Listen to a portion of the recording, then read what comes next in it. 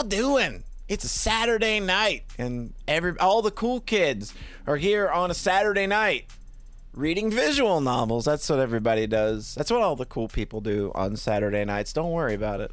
Trust me, as the authority on literally everything that is cool, you are in the right place if this is where you are. Hello, Iffy of the Poly. Yeah, I should probably commission some me as Morgan artwork, huh?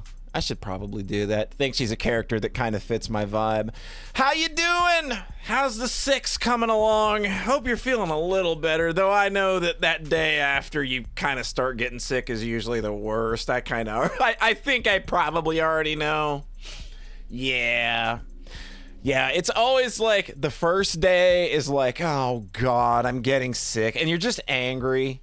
And it's just like you're more angry than you are sick. And then like the second day, it's just like, well, here we are. Sucksville, population me. That sucks. But like I said, I hope it passes quickly. Maybe, yeah. I don't know. Yeah, that's kind of how I was. It was like when mine was starting out, it was like I sure would like to just sleep all day, and it's like, well, I can't because I literally slept 13 hours the previous night because I was already sick, and the body just won't let it happen. Well, with any luck, maybe we can bore you to death. Maybe I can do that. Maybe I can bore you to sleep. We'll take care of that for you real good.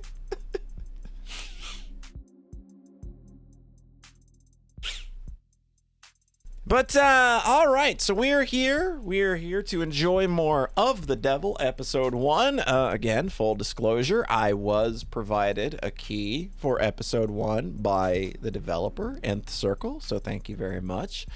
But the last time we were here, things are kind of jumping in a direction I wasn't sure I was expecting, though after Episode 0, I didn't really have an idea of where they were going to jump from after just revealing, oh yeah, Morgan's actually a murderer.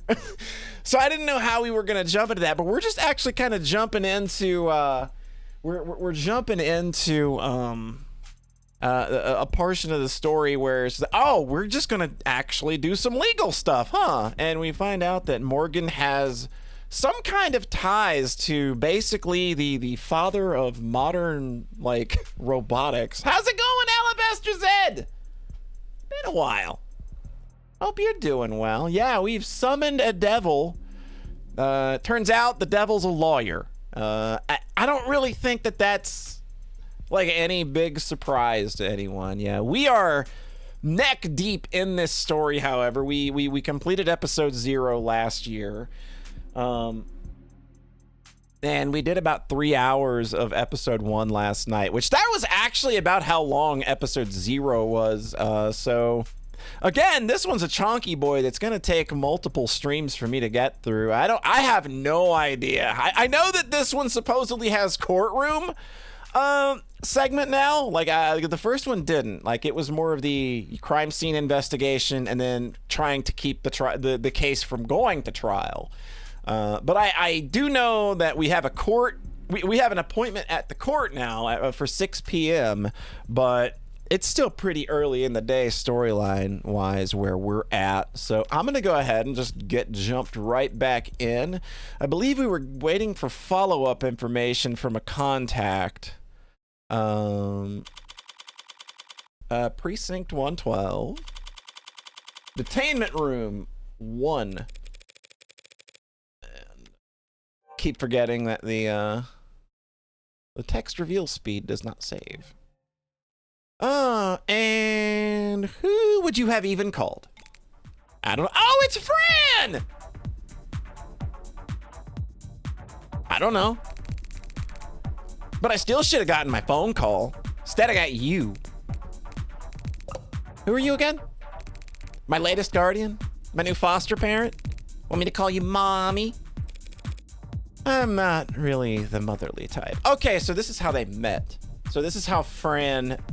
We know that she has some kind of connection to Fran because she was texting with Fran in episode 0.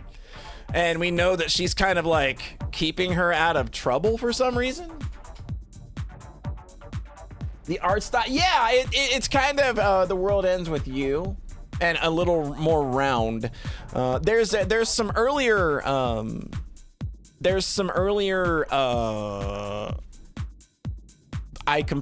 farting on a word here. Concept art. There's some early concept art where the designs are a little more angular. That was like, oh, that really does feel inspired by The World Ends With You, or maybe Danganronpa. But I mean, this game is obviously inspired by Danganronpa to some degree, given its nature. But yeah, I see that. I'm not really the motherly type. Hey, yo, we might actually get along. So I've got good news and bad news. I'm not your guardian. I'm your lawyer. You've been given a lawyer because you're being charged with a felony. Fascist pigs. Skipping school's a felony now. Hacking into a government database has been a felony for a very long time. That wasn't me. They have your keystrokes, your IP address, your login times, and the playlist you were listening to. That was for a homework assignment. Here's what I don't get. You got in, copied the data, could have gotten right out, and State wouldn't even know they'd been robbed until they saw their passwords show up on black market clearance 2 weeks later. But you didn't get out. You stayed and made changes to the database. You robbed the bank, got clean money, then dragged a can of spray paint behind you all the way home. Why? Look, I didn't steal anything that wasn't already compromised. And the only data I edited was my own. So if anything, they should be thanking me for correcting their mistakes. What? Did they get your birthday wrong? My name. Name changes are only 2 pages of paperwork. You just need to fill out the form and get a signature from a parent or guardian. So, what's the good news then? The good news is that I'm your lawyer, not your guardian. We can't steal classified information from the government now, right? God, they really are right. The whole world's gone woke. The hell? That doesn't count as good news. That's just a thing you said. Don't be so sure. A lawyer's a lot better than a guardian. How's that? Parents, guardians, foster whatevers, they're all supposed to take care of you because it's the right thing to do. A lawyer is someone who always does what's best for you, no matter what, because that's how they get paid. I love her candidness. Morgan is such a mood. So how good are you at your job? Okay. So that's kind of how they met then. And now we're snapping back here because Fran is a contact for information we're trying to gather on the current case. Hello, Monker. It's pronounced Sir. I know how it's pronounced. And don't call me that. When I met Fran at the police station, I couldn't help but bet I'd landed the jackpot. A valuable asset with a skill set complementary to my own personal and private pursuits. Someone who, after seeing the sweetheart probation deal I managed to land for them, would be more than happy to help me with whatever I need, whenever I need it. Always so cold, Fran. Can't I even get a good morning? No such thing. Nothing good's ever happened until the afternoon, when people are actually awake. What I got instead was a compulsive liar with a horrific sleep schedule and a crippling addiction to poor time management. Let's check out Fran. Francois Snow. It's a great name. September 20th. Oh, come on. You couldn't have given her the 19th. Student. Hacker, but don't put that on. Don't put that down, obviously. She likes haptics, synth music, cinnamon toast. She dislikes teachers, politicians, adults, cops, alarm clocks. I think that's a pretty solid set of dislikes.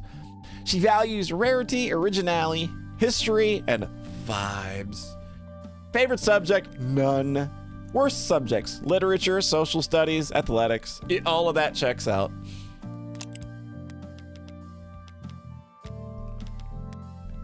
Cur, an archaic term for dog, an abandoned mutt or stray. Did you mean sure? Hey, how's it going, Millie? Yeah, you made it. We haven't missed anything. All you missed was how Fran and Morgan kind of got acquainted, and it's basically just Morgan ended up being the person that bailed her out of a out of a government database hacking job, and Morgan's she got her a sweetheart deal, and she keeps her on the line now for information gathering. So Morgan just doing Morgan things. What do you want, Red? I can't call you up just for fun. Not if you don't want to get blocked. I need you to find somebody for me. Can't do it. I've got homework. We both know the only time you ever do your own homework is during the class it's due. And I got sports. You can't tell a basketball from a hockey stick. And I've got a bidding war to win. You're the only person on Earth bidding on 70-year-old Gucci and Air Jordan vintage reps, Fran. Oh my God, it's Gucci and Air Jordan. I think you can take your eyes off the auction block. So yeah, so sorry, but I'm busy, so I was hoping we could skip straight to the carrot portion of the routine, but if you insist on doing things from the top, huh? I had an interesting conversation with your parole officer yesterday. Oh yeah? They've been really into self-prefixes lately. What? Self-motivation, self-actualization, self-help. Oh, and he thinks you could really benefit from it. You're lying. He's got all the workbooks ready. Clearly your Saturdays are stacked, so I'll make sure your Sundays are full of... Fine, I get it. I need you to find a local musician. Musician? Knowing you, this will be electro swing or some other awful... Last name, Powell or Parker. And that's all you got? They'll be in David Asher's circles. Wait, Asher? You're working that? That should be more than enough for a clever kid like yourself to go on. Don't go expecting any miracles. I need this soon. Within the hour, ideally. You know I have other clients, don't you? Other clients who actually pay you? On time? A musician. Find him. Okay. Even talking over the phone, you're very animated, Adonai. What do you mean? Just that you're very expressive when you talk to people. Of course, I'm expressive. If I wasn't, how would anyone know what I'm thinking? I see. I'll keep that in mind as we... Wait, you really expect to tag along? Of course. Father was... Yeah, I know you want to, but why should I let you? Because I am capable and helpful. Uh-huh. I mean it. I can take notes for you. And move heavy objects. And I'll learn to do more. How? I will subject every individual we encounter to a basic survey to procure biographical information on them while I gain experience in questioning. Subjecting them to torture. I can help, Adonai. How fast can you fill out forms? Fast. Congratulations, you're halfway to being a paralegal. You coming? Right away, Adonai.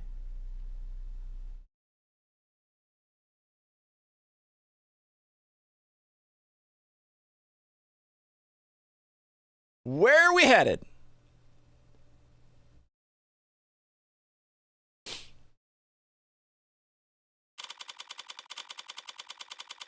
Yeah, that that court appointment isn't till 6 p.m. We've got a ways to go. Noble Employee Housing Building, Platea. Penthouse dining room.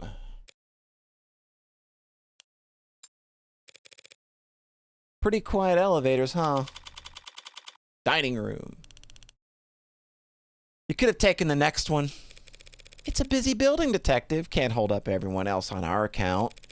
Anything you'd like to grumble at me before I start? Don't touch anything. I don't care that you're wearing gloves. I have been to a crime scene before, you know. Long before the police get there in many cases. Look, Rockford asked me not to get in your way, but that doesn't mean I'm going to bend over for you. Do you at least have the autopsy report? No. Are you seriously? I don't. She doesn't? The report should have come through hours ago. It wouldn't take this long unless the cause of death was still... Then I'd settle for a summary of the preliminary findings. An emergency call was made shortly after 8 p.m. last night via the home security system.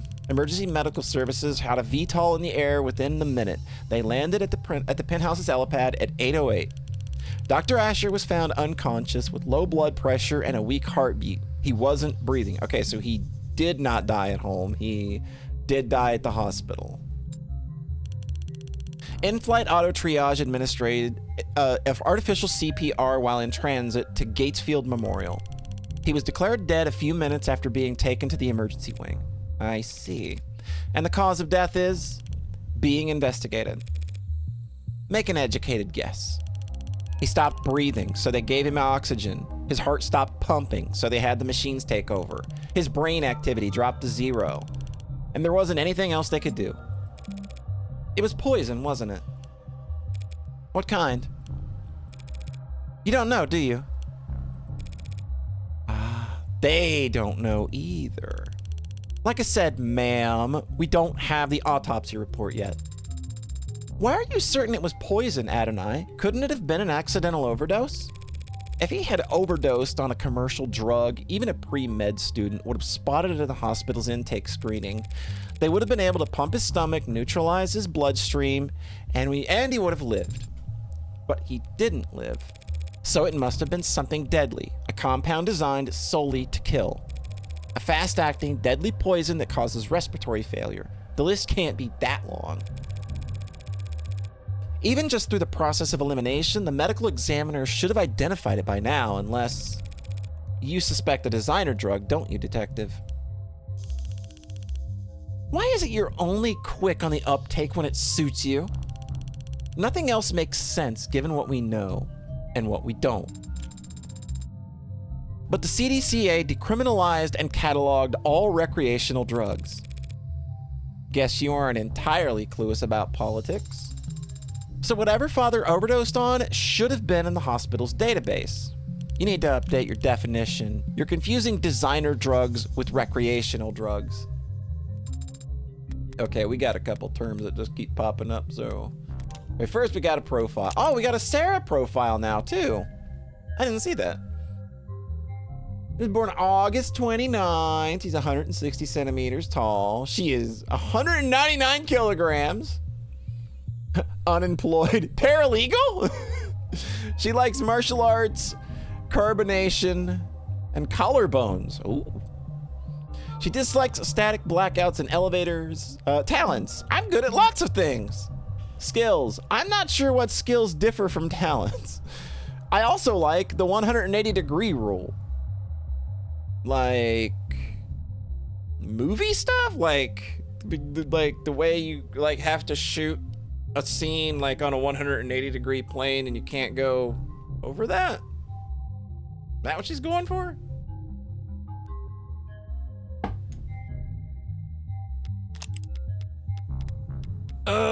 We got some search terms. We got the CDCA. Series of laws passed in 2060s that decriminalized all narcotics use and established the Bureau of Narcotics Oversight to administrate the production, licensing, distribution, taxation of drugs across the country. Overwhelmed by civil unrest and eager to replenish the government coffers, the CDCA were intended to reduce the backing of criminal cases across the country and provide much-needed tax income while also incentivizing immigration with the promise of amnesty. In what was considered a domino effect, other major nations around the globe passed comparable laws to build up their own depleted war chests and revitalize their local economies. The so-called white wave of global amnesty overturned the international drug trafficking market in just a few short years. The Gray Wave followed soon after, as money-starved criminal organizations waged economic and literal war against multinational corporations for dominance of this new gray market. Fierce competition for government licenses to produce classic narcotics emerged alongside a race to develop new, more powerful designer drugs and to monopolize on their sale in the months it would take for the government to identify and legalize them. While rates of addiction and overdose deaths have dropped since their peaks in the last 2 decades, the dangers associated with untested designer drugs and drug distributors' eagerness to earn new customers has continued to fuel debate over the legacy of the CDCA and the white wave as a whole.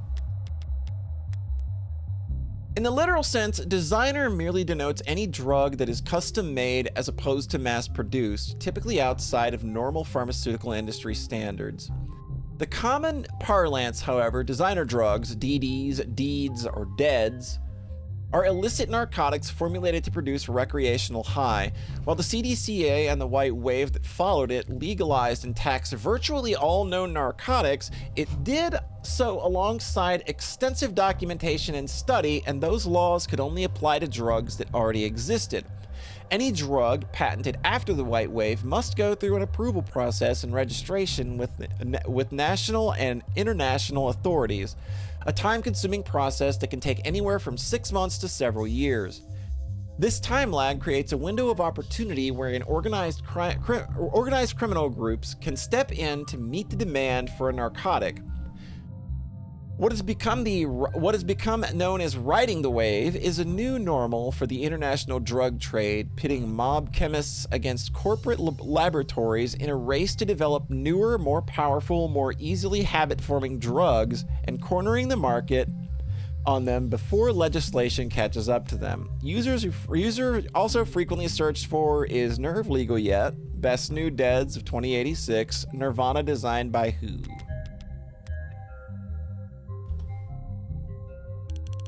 Recreational drugs are decriminalized and sold through pharmacies after years of testing and mountains of paperwork. While the average designer drug was invented last week in a 19-year-old line cook's bathroom on the other side of the globe. Hospitals can't know the proper countermeasures for an overdose of a drug that didn't exist 48 hours ago. I came across makeshift labs all the time when I was in uniform. The equipment's cheap and widely available. Black market cooks, gray market peddlers, and white-collar lobbyists all chasing each other's tails in a long line to find the next big hit. CDCA didn't change shit. More people die from ODs than ever before. Only difference is it's their families finding them in the living room and not beat cops finding them on the street corners. Real comforting, I'm sure. If it wasn't you talking, I'd say that was a criticism of law enforcement. Not law enforcement, just a law. Assuming it was a designer drug, that would certainly make things more complicated. For the insurance guys, maybe. For us, whatever he used to do it, he still killed himself. Or didn't kill himself if you insist. I'm gonna take a look around though. Yeah, sure, make yourself at home. What's that face for? I thought that there would be an outline. An outline? Around where they found father. Like the movies? Like in film. Connect to the police's network and bring up their ARCS file. Augmented reality crime scene. I see.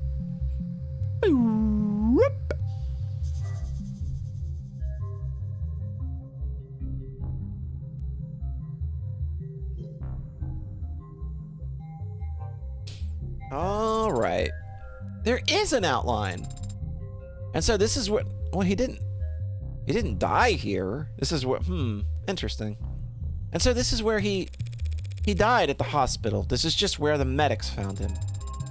And it's the sensors and cameras they were wearing when they create the basis for this ARCS. They didn't realize they were walking into a crime scene, but their body cams gathered data all the same. Where do we start? You can start by following behind me and trying to be as quiet as possible. I'm starting to get a feel for when she's pouting, even without looking. Oh, Sarah's pouting. All right, what all we got in here? We got lots of stuff to be looking at. Okay. Well, we'll just work our way left to right, I suppose. A chessboard and a data pad with a series of characters on it. E4, C5, NF3, E6, D4, CX, D4, NX, D4. Is this chess notation? Oh, it's a game, a message, a cipher. Is that chess notation? I've seen chess notation that kind of looks like that. I don't play chess, so... But since it's sitting by a chessboard... Oh god, I hope they don't make me play chess. I'm gonna say it's a game. Oh, okay. Algebraic notation. Was he studying an old game or playing against himself? Black has checkmate in 40 moves. Wow, a robot that's good at chess. We ought to put you in the museum. But I'll take your word for it. What do you mean? Do you not play, Adonai? No, especially not against David. Well, this is to be expected. Anyone who challenged Father to a battle of wits would naturally grow tired of losing. Every game starts the same. Each player has the same pieces, the same moves, the same options. It's a true test of wit, strategy, and forethought. To me, it's always seemed too... boring? Too fair. The smarter player wins every time. And that is something you take fault with? Of course. How's a guy like me supposed to win in a game like this? Me and Morgan are just the same. Let's go. We're big dummies. Yeah, Sarah is precious. I like her a lot.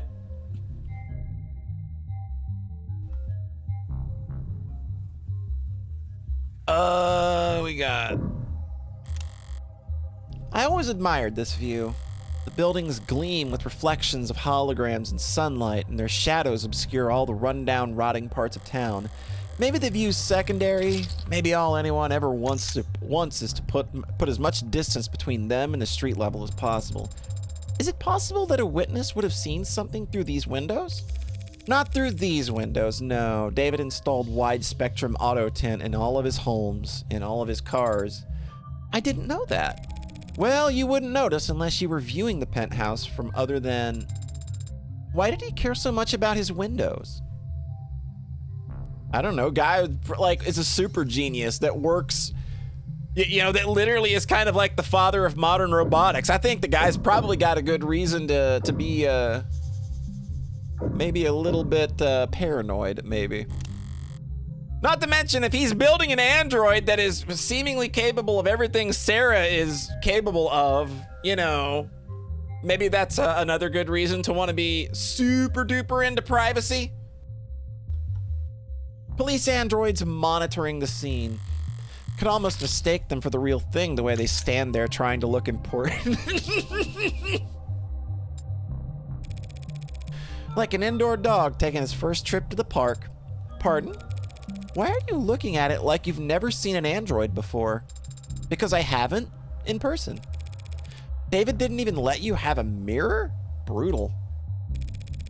Just scan its GIN if you're that curious. Unless it's considered too forward or whatever. Better take a closer look. What do we got here? All right, we got whiskey, I think. Looks like whiskey. We got a spill. We got a thing to read. We got a cup. Oh, we're gonna start collecting evidence, aren't we? Because I don't think we have evidence yet. Yeah, we got no evidence, so I think we're about to start collecting evidence. All right, well... Rose River Whiskey, 12 years old. You recognize it? Sure, he was more than partial to this brand. It's a good brand, only a bit overpriced, which is a bargain of a lifetime in David's world. It appears that the police have already tested its contents. No foreign matter present was their conclusion. Is it possible that the police missed the poison? No. Even if they can't identify the poison, they can detect its presence by comparing samples of the whiskey to a bottle off the store shelf. So we can eliminate the possibility that the bottle of whiskey was poisoned. We'll have to find our smoking gun elsewhere.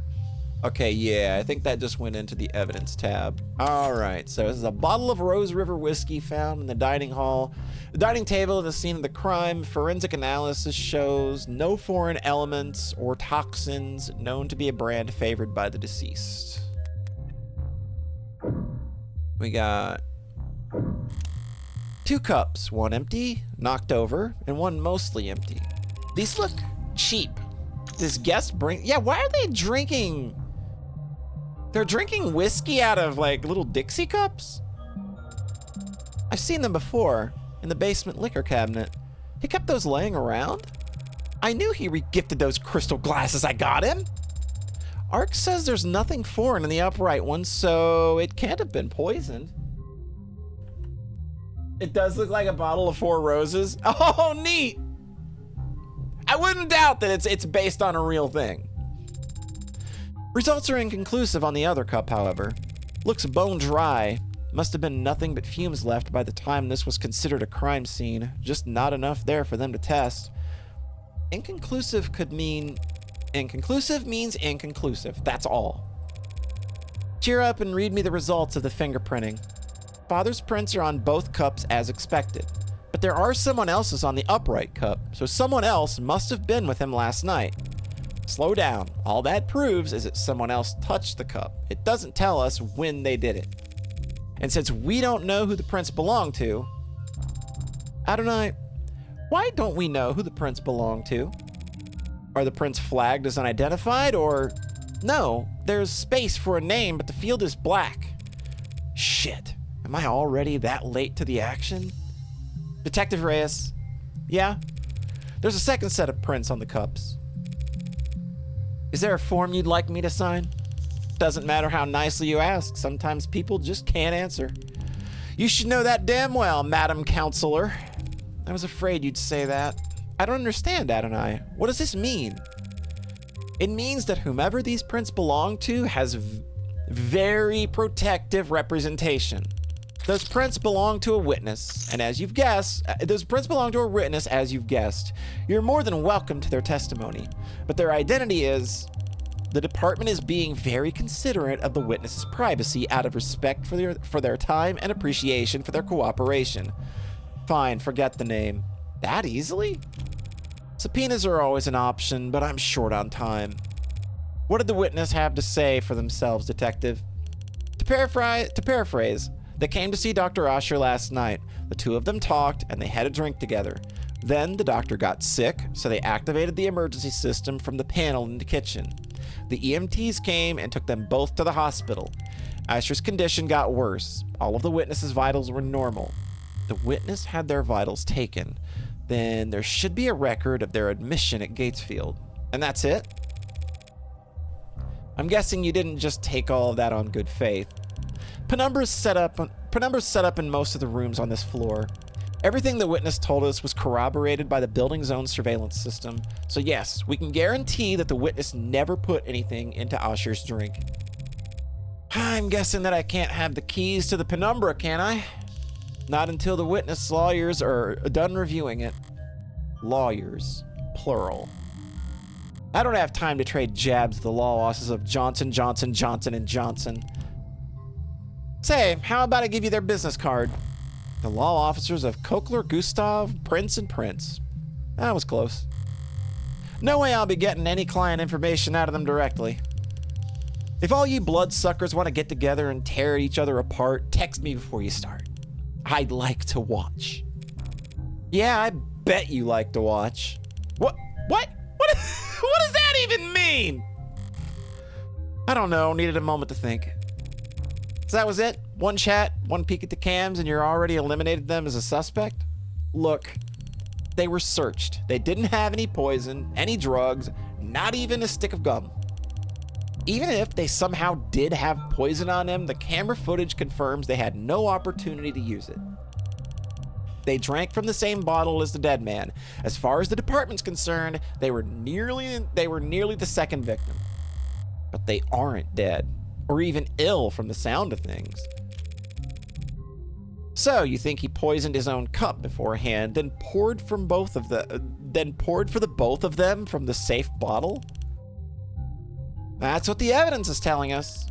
There's nothing in the bottle or the witness's cup. But after drinking from his cup, a cup he prepared himself, he fell ill and the witness didn't. And Asher died with a foreign substance in his body. An unidentified foreign substance. Suicide by poison. I get that you were close, and simple explanations aren't all that satisfying, but that's life. One last thing. You just said he prepared his cup himself. Did you see that on camera? He left the parlor to get the drinks and came back with his already poured. The witness says he got them from the basement. The witness says that, not the cameras. There's no cams in the lab or the basement. That seems like a security hazard. Why would Noble not set things up more carefully? It's intentional. If cams in his lab ever get hacked, outsiders could steal his IP and kick Noble's monopoly to the curb. Right, David did complain about Noble's weird protocols for combating corporate espionage.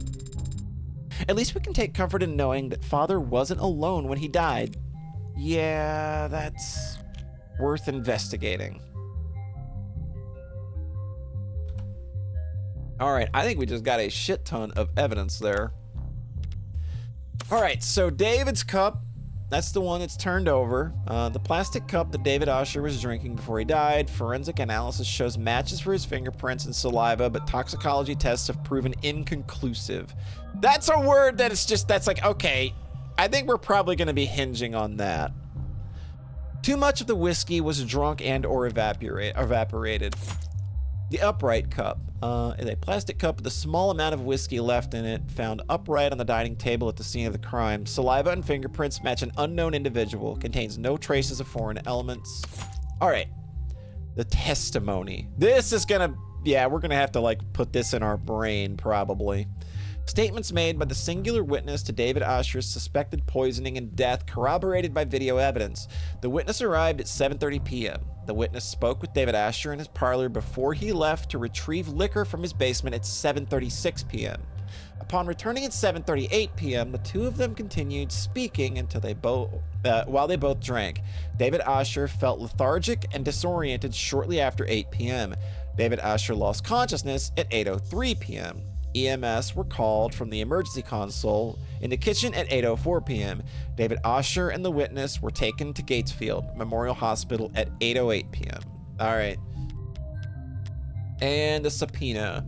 There's a legal order issued by the state on behalf of the prosecution or the defense that compels the addressed party to give testimony, provide information, or turn over evidence. Failure to comply with the subpoena will result in being charged with the contempt of courts. Okay. Spilled alcohol. The ARC shows how it looked last night before it evaporated.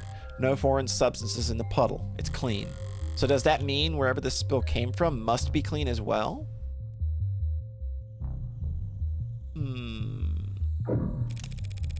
Password locked, but already cracked by the police. All the docs were take-home safe. Nothing spicy. When was it last used? 7:48 p.m. Still, reading work emails only a few minutes before he committed suicide? Morbid.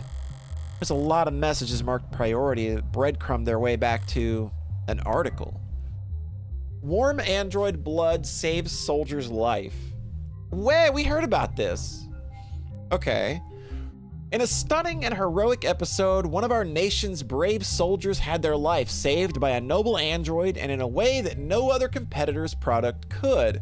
A brave private, name withheld, was wounded during a military operation whose exact nature and location is currently classified.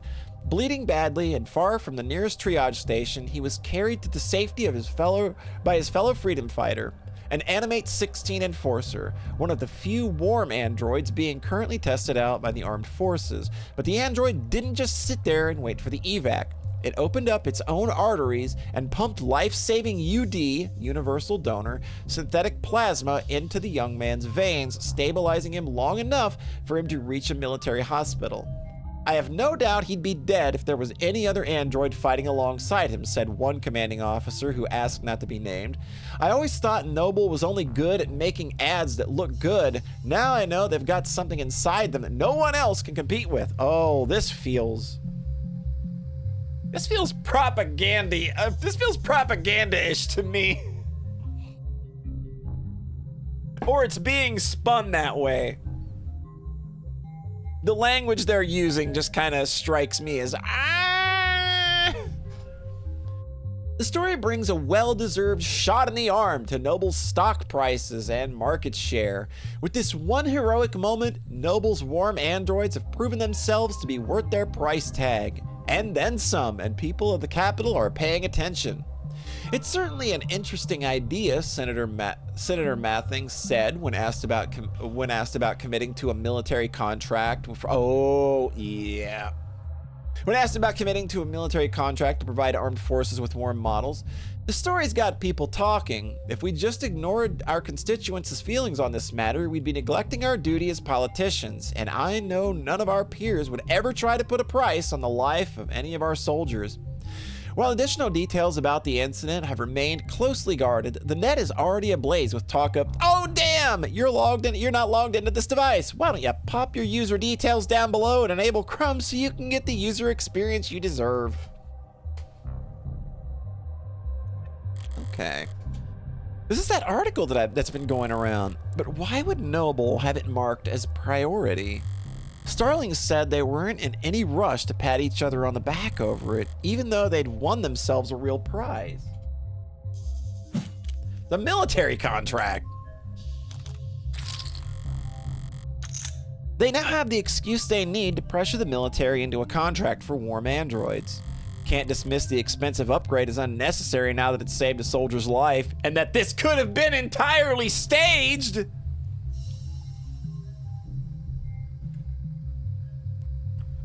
This feels like a good night to make chili. So long as there's no beans in it.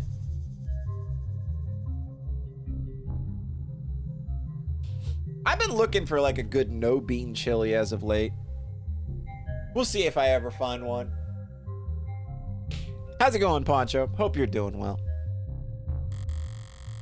This time next year, there'll be a pink oxidizing fluid being spilt all over the globe. Anything else before we check the very big obvious thing? It says here that when the medics arrived, he was on the floor, face up. Does that tell you something? Hey, if you were going to drink a glass of poison, would you be sitting or standing when you did it? Yeah, I would probably. I think I get where she's going here. Like, you're probably sitting. You're sitting at the table, but if you start feeling weird, like you're gonna like maybe get up and start like moving around, hoping like, oh man, if I move around, that'll stop it. So that's probably what happened.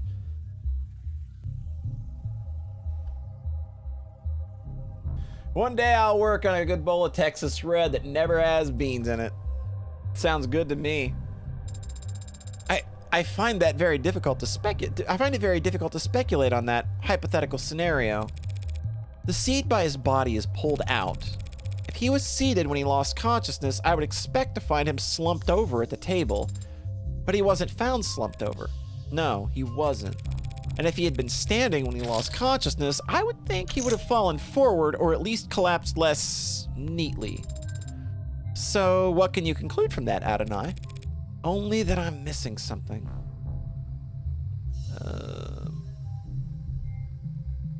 What am I missing?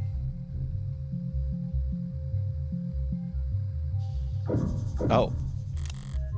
One chair knocked over, probably where David was sitting, and one chair pulled out, a party of two. He never cared much for socializing, but he enjoyed hosting. Contradictory guy. Seems like that's everything critical on this side of the room, which leaves the kitchen. You said there were camera footage of the dining room showing David and his guests. What about in here? Only camera in the kitchen is the one mounted on the call terminal. The console took a snap image when the witness ran in to contact emergency services. May I see it? Not unless you scrape the witness's face off the pic first. Don't tempt me. Okay. What do we got in here? Probably gonna be some stuff in the sink, maybe, if somebody was trying to get rid of it. What do we got here? David's fridge. Normally I wouldn't go poking in the pantry at a crime scene, but this was a poisoning. Some white wines chilling in the drawer, some real cheap liquor stuffed in the icebox. Old habits. Reyes, you said you left the parlor and came back with the whiskey from the basement. Huh? That's what the cams show, yeah. There's plenty to drink right here, and unlike the cabinet downstairs, it's actually cold. He must have wanted Rose River in particular. What's that look for? You hungry? I am an android. I do not get hungry. Are you being sarcastic? Only mostly. I thought you said you required organic nourishment. I do ingest organic substances, but that doesn't mean that I experience hunger as you do. So when you don't ingest organic substances for a long time, I become tired. What a great feature. And when I'm done digesting, I don't need to know. Thanks for sharing. Okay, this is Android Blood article. Evidence. We got the whiskey spill. Whiskey found spilled on the dining room table. After evaporating for most of the night, there's little left to test. No foreign compounds have been found, but the results are deemed... Again, that keeps coming up, and I think that's going to be a real big thing we're hinging on.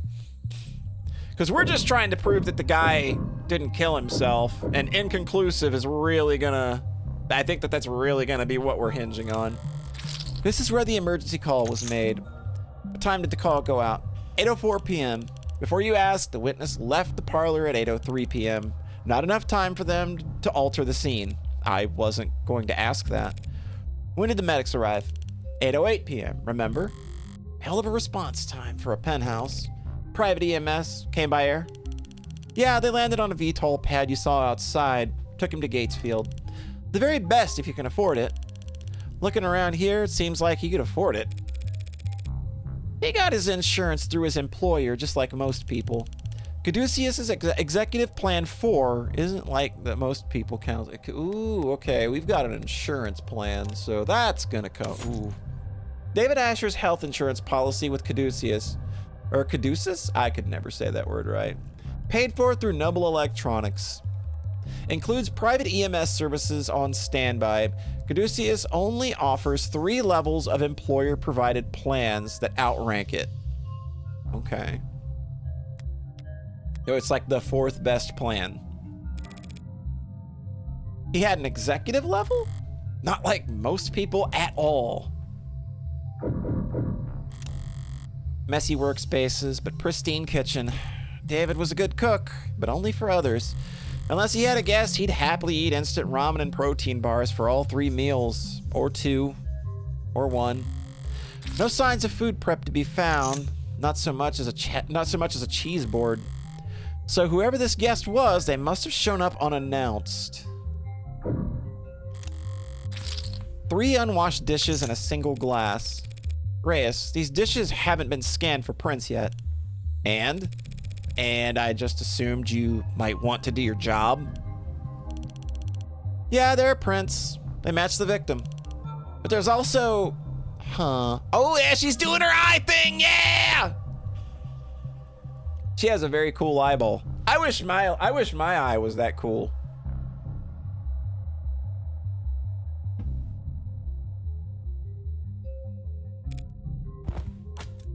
Hey! Don't sneak up on me like that. All I did was walk over to you. You knocked over the salt, Adonai. Oh no, not the salt! I was focused on the task at hand. Didn't realize tunnel vision was a selling point on your mod.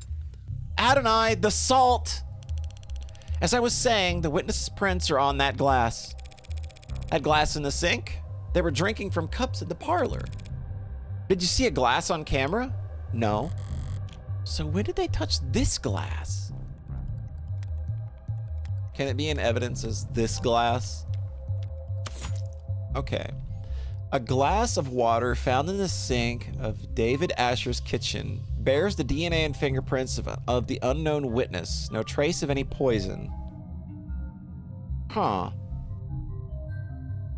Okay. The Penumbra security console located inside David Asher's kitchen used to contact emergency services when he fell unconscious. A private emergency service was contacted at 8:04 p.m. and medics arrived at the helipad outside via VTOL at 8:08 p.m. Said private emergency services contacted through David Asher's Caduceus Executive 4 insurance plan. You need to toss it over your shoulder. Witness must have... She's just worried about the salt. Witness must have thought about giving the guy some water, but he would have just choked on it if they had tried. What, you think this glass was the murder weapon? It's bad luck, Adonai. Whacked him in the back of the head so fast it went between video frames. That's genius! You should go through the footage frame by frame to prove your theory. Oh, crap. Nerd!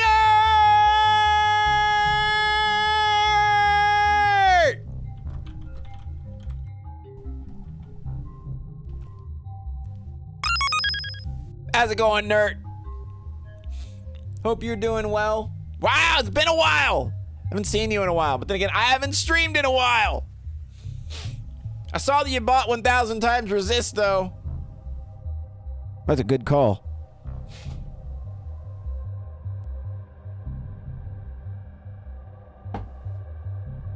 Yeah, we are just we're finally here in Of the Devil episode 1 land.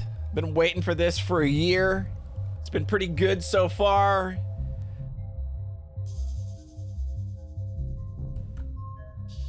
Doesn't look like your normal vibe, but you remember, yeah. Like it was very high on my game of the year list.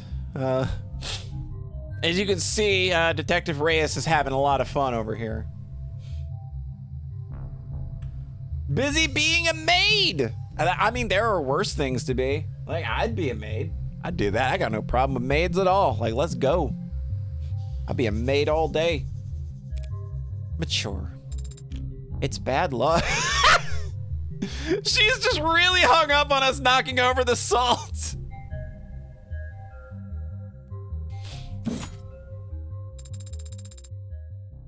You've now had the chance to survey the crime scene. Yep. So, do you think you know what happened?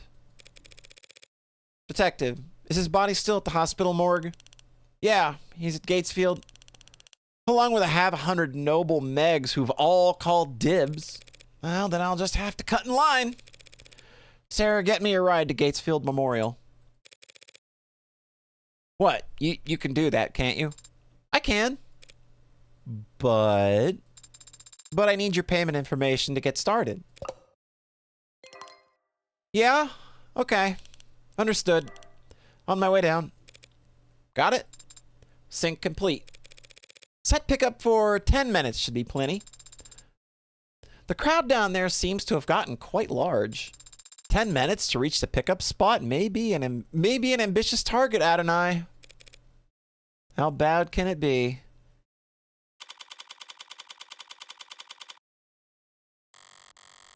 As I approach the lobby's exit, the building's soundproofing begins to fail.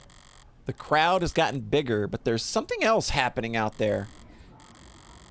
The energy's not panicked yet, but it's creeping up on the tipping point. Are this many people pissed at Noble for selling androids? What the hell's gotten them all so excited?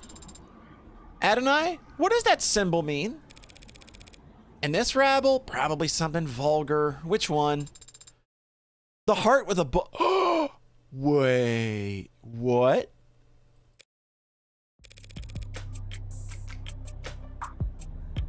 Oh!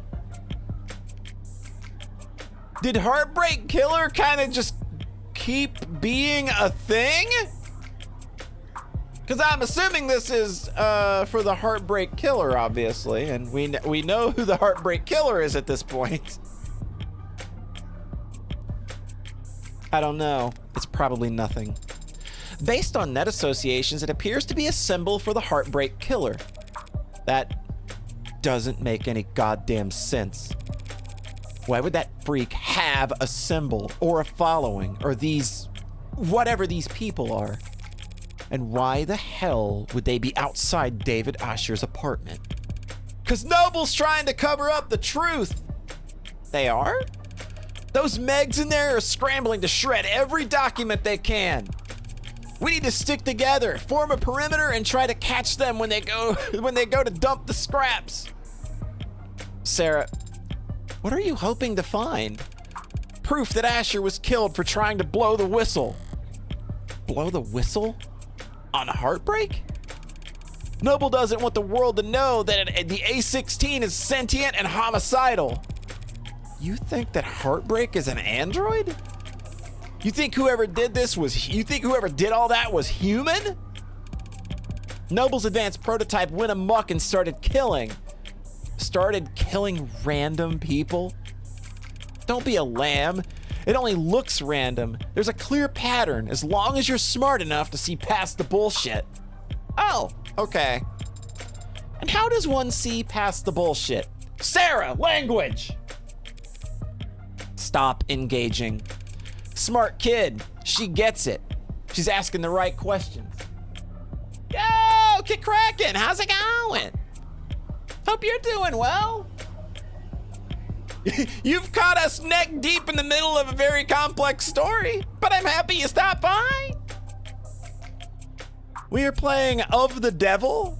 This is a thriller visual novel starring this pretty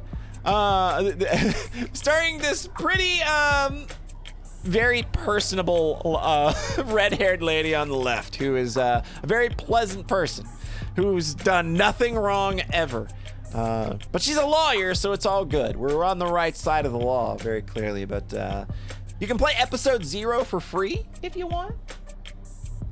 That's still a thing. There's a demo, and you can also just download the game and play episode 0. And then if you like it, you can buy episode 1 as DLC. Yep, we are neck deep in Heartbreak androids. Basically, that's how it is. But we are currently investigating the death of basically a dude that has sort of become the father of modern robotics, and our main character somehow knows him. And right now we're just trying to prove that he didn't commit suicide. That's sort of the legal thing we're trying to do right now, and that's what we're investigating. But this Heartbreak Killer stuff is stuff that's related to episode 0, when the and at the end of that, the Heartbreak Killer's identity is revealed, and it's very surprising. And I'm waiting for them to blow it in the next couple of dialogue boxes, because again, I'm blind on this, and you know, it's just like, if you haven't played episode 0 and you don't want to get spoiled, sorry.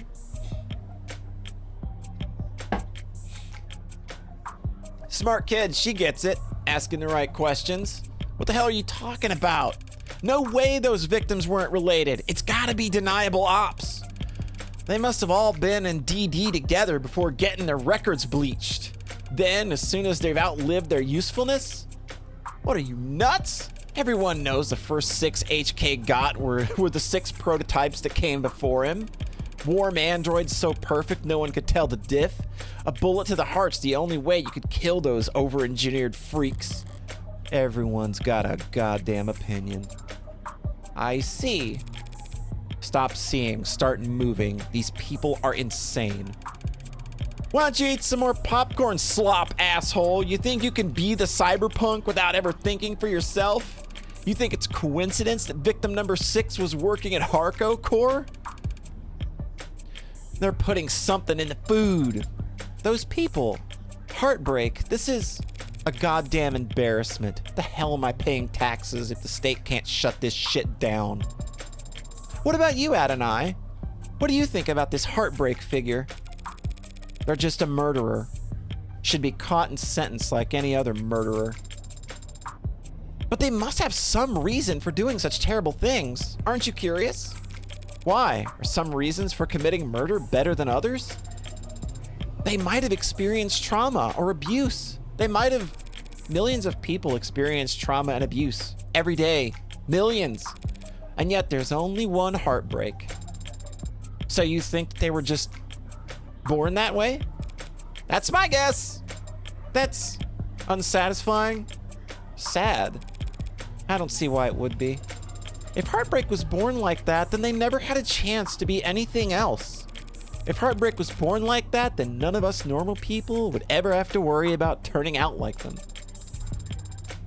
That kind of predestination means they never have to take responsibility for what they are. The state can make them take responsibility. As soon as they catch them, you make it sound so trivial. They are a very dangerous serial killer. Just a serial killer. Just? Here they have wonderful fashion sense. Yeah, for real. This game actually has some pretty deep cutting social commentary, even before all this stuff. Like, it's very anti-corporation. The kind of dystopia that we're living in right now basically is kind of like a lot of the things that this game is kind of going for. Yeah, this game was written with a very sharp pen.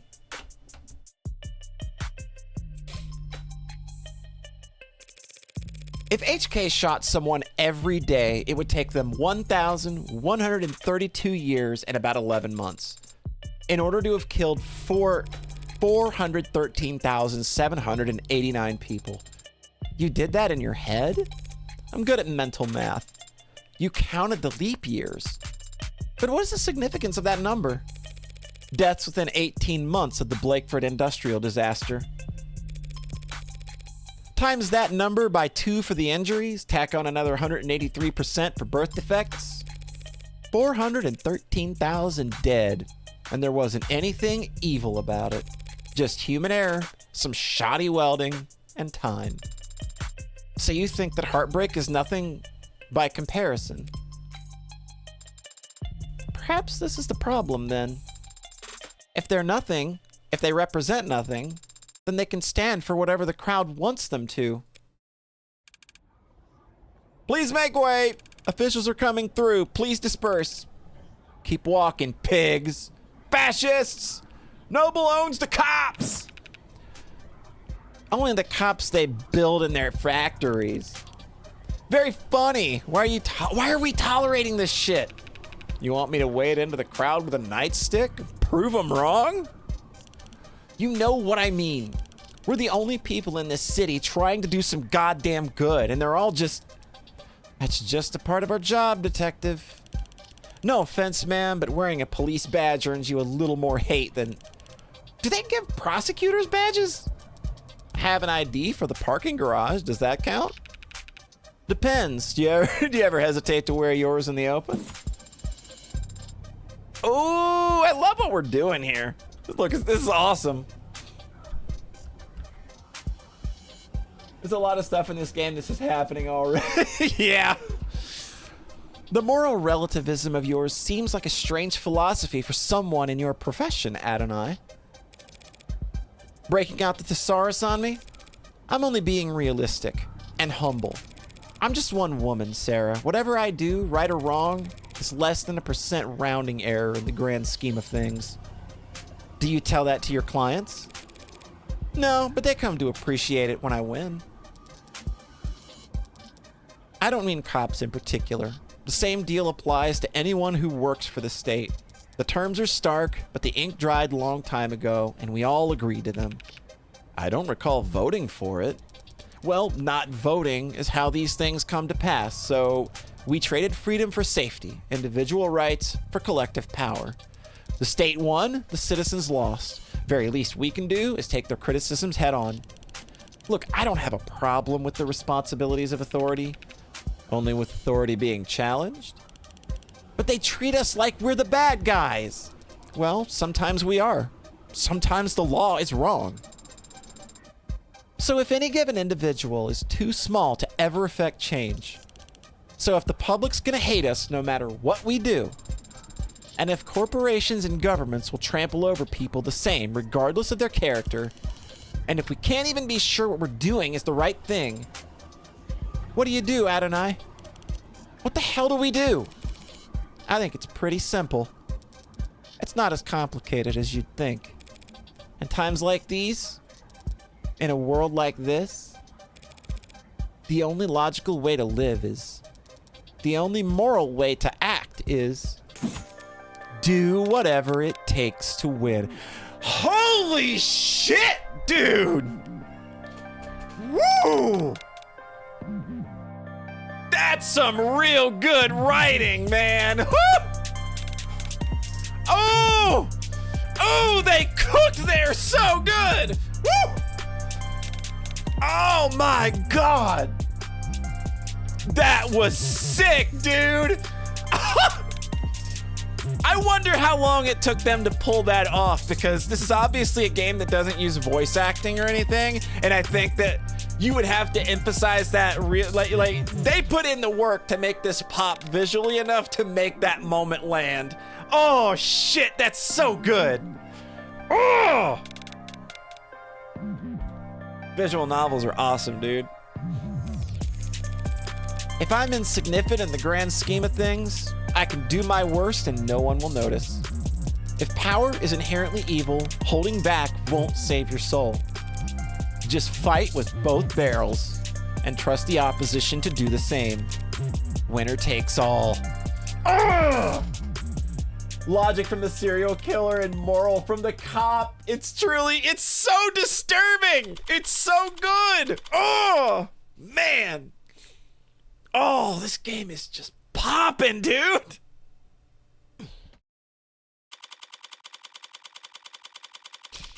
All right. I'm going to be back in like 2 minutes. I need to like refill my drink. Give me just a sec.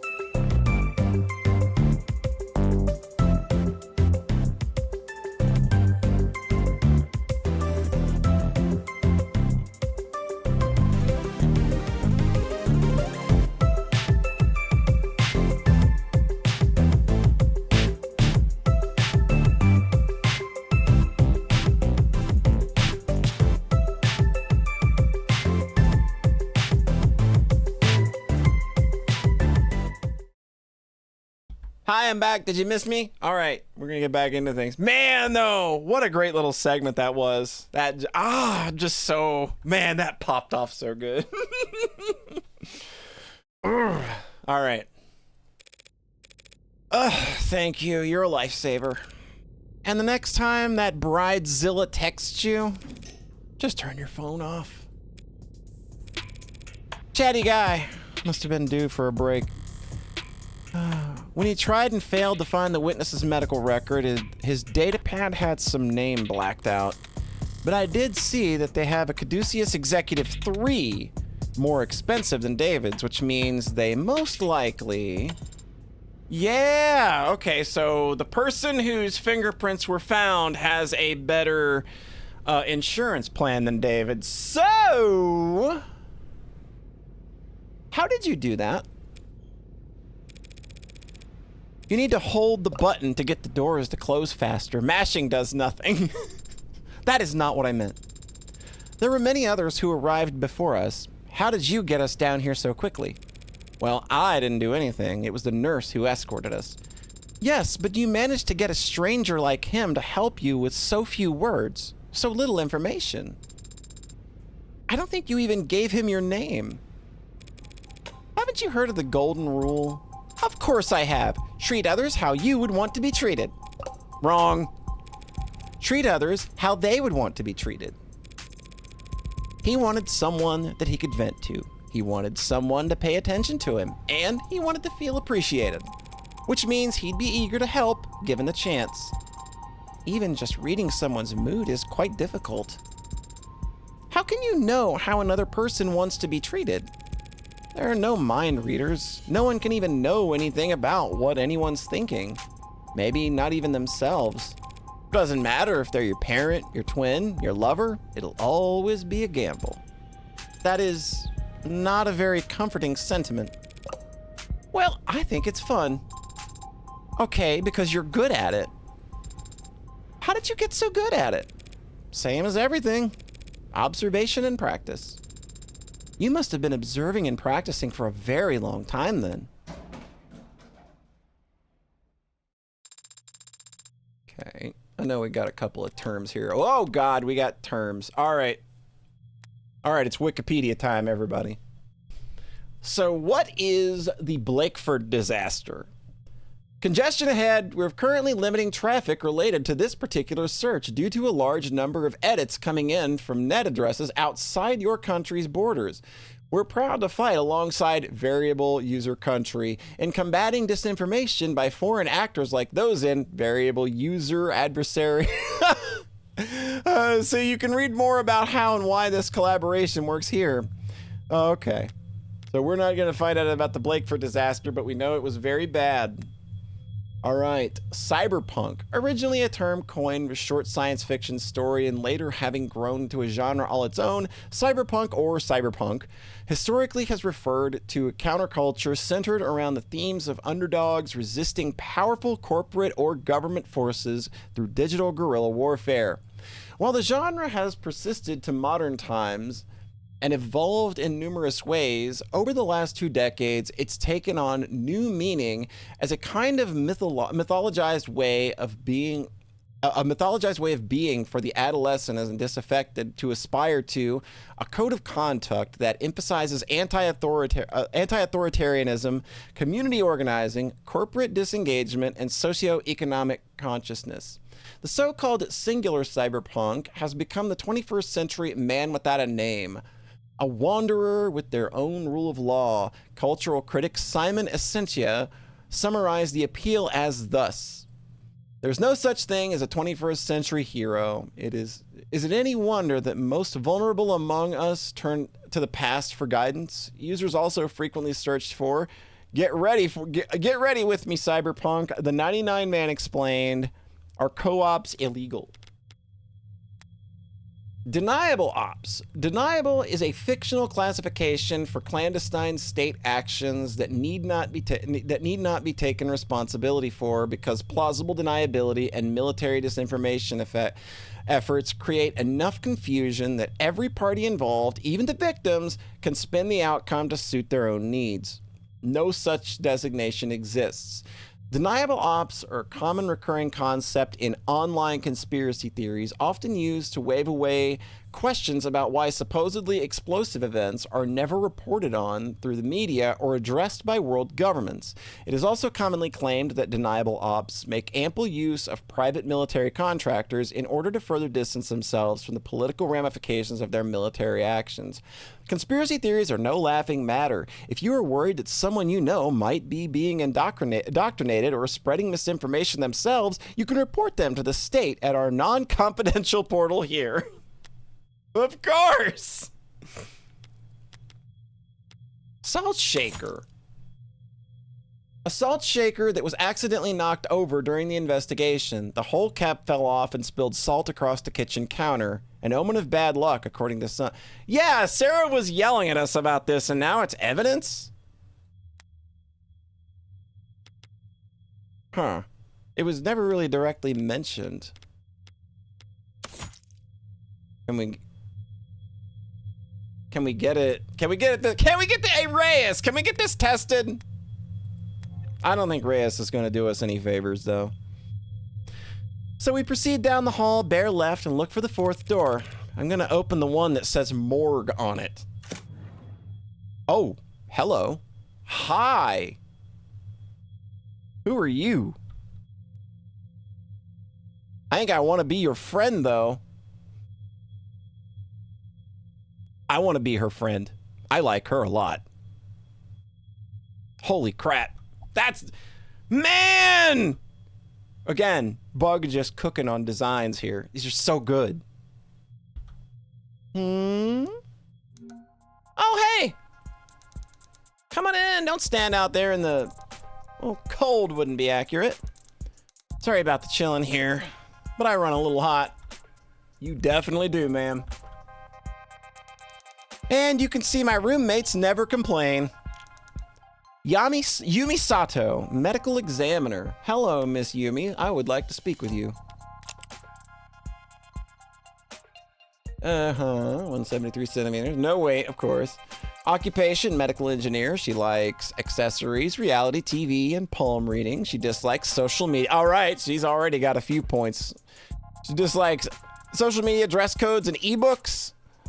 She loves to make new playlists. She hates to throw out old clothes. The most proud of my weekly meal prep. Yet another game that throws a goth doctor at you, and this one is a coroner. It's perfect. Dr. Sato, just the lady I wanted to see. Though I didn't expect that I'd get to. The fact that they've assigned a medical examiner and not some ad or junior means, oh, you can just call me Yumi. And you're Morgan. I represent the deceased. The deceased? Oh, the deceased. Dr. Asher D. Wait, really? That's weird. I thought this time slot was scheduled for a group of noble PR people who... I know, weird, right? Well, what the hell do I know? I was getting tired of hosting Megs anyway. I gotta finish up typing up this report before we talk shop. But in the meantime, feel free to make yourself at home. Oh, we get to look around the morgue. Great! Oh, let's read. What are we reading? What you reading for? What's this? The hospital's getting renamed? No, I guess it's some other hospital that got snapped up. Hospital renamed to thank Ikaria family. In a ribbon-cutting ceremony held uptown today, Plotter Memorial Hospital was formally renamed to Northeastern Ikaria Medical Complex in recognition of the family's incredibly generous donations over the last several years. It's the latest in a string of philanthropic efforts by a family to result in a name change after they paid for the renovations to the orchestra hall and the retrofitting of what used to be known as the Scout Arena. Man, I bet these guys did some real bad shit or are still in the middle of doing a lot of real bad shit. But it wasn't so long ago that the Ikaria family, that the Ikaria were better known for drawing blood than donating it. Back before the 50s, they had a fearsome reputation for the cutthroat business practices that had their business rivals going as far as to accuse them of involvement with organized crime. After founding the Renesian Medical, after the founding of good fucking God, I'm having a stroke. After the founding of Renesian Medical over 25 years ago and its subsequent sale, the Ikaria have moved out of the business world and into the upper echelons of society that are sometimes mockingly referred to as the neobility. Get out of here. Get out of here! Get out of here! A generation of newly minted aristocrats born from the unique and chaotic economics of the mid-21st century in the Red Decade. When asked her opinion on who'd label her, on those who would label her family House Ikaria and the hospital's renaming ceremony, Renesian board member Mireille Ikaria had this to say: "In this country, anyone can make a name for themselves so long as they're willing to put in the work. Mock new money all you want, but the truth is that the success is all about reinventing yourself, and the only ones uncomfortable with that are, oh boy. We're working hard to print the rest of your article, character by character. It's tough work, but we'd be able to go about it a lot faster if you'd leave a tip. Want to drop your payment info in the jar?"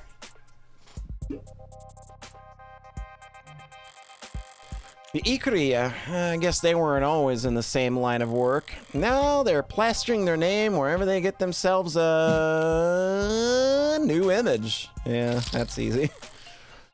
All the neobility are eager to prop up their image whenever they can. But that must go double for the Icarias, assuming the truth about their criminal past is anywhere close to the rumors. Okay. Slang term for the nouveau riche. Families that arose in the second half of the 21st century in global economic turmoil. The name carries a negative connotation and is meant to criticize the way said families supposedly style themselves as nobility or even as a second estate that administers global power alongside the first governments and third corporations. Users also frequently search for who are neobility families, how to marry into wealth, define nouveau.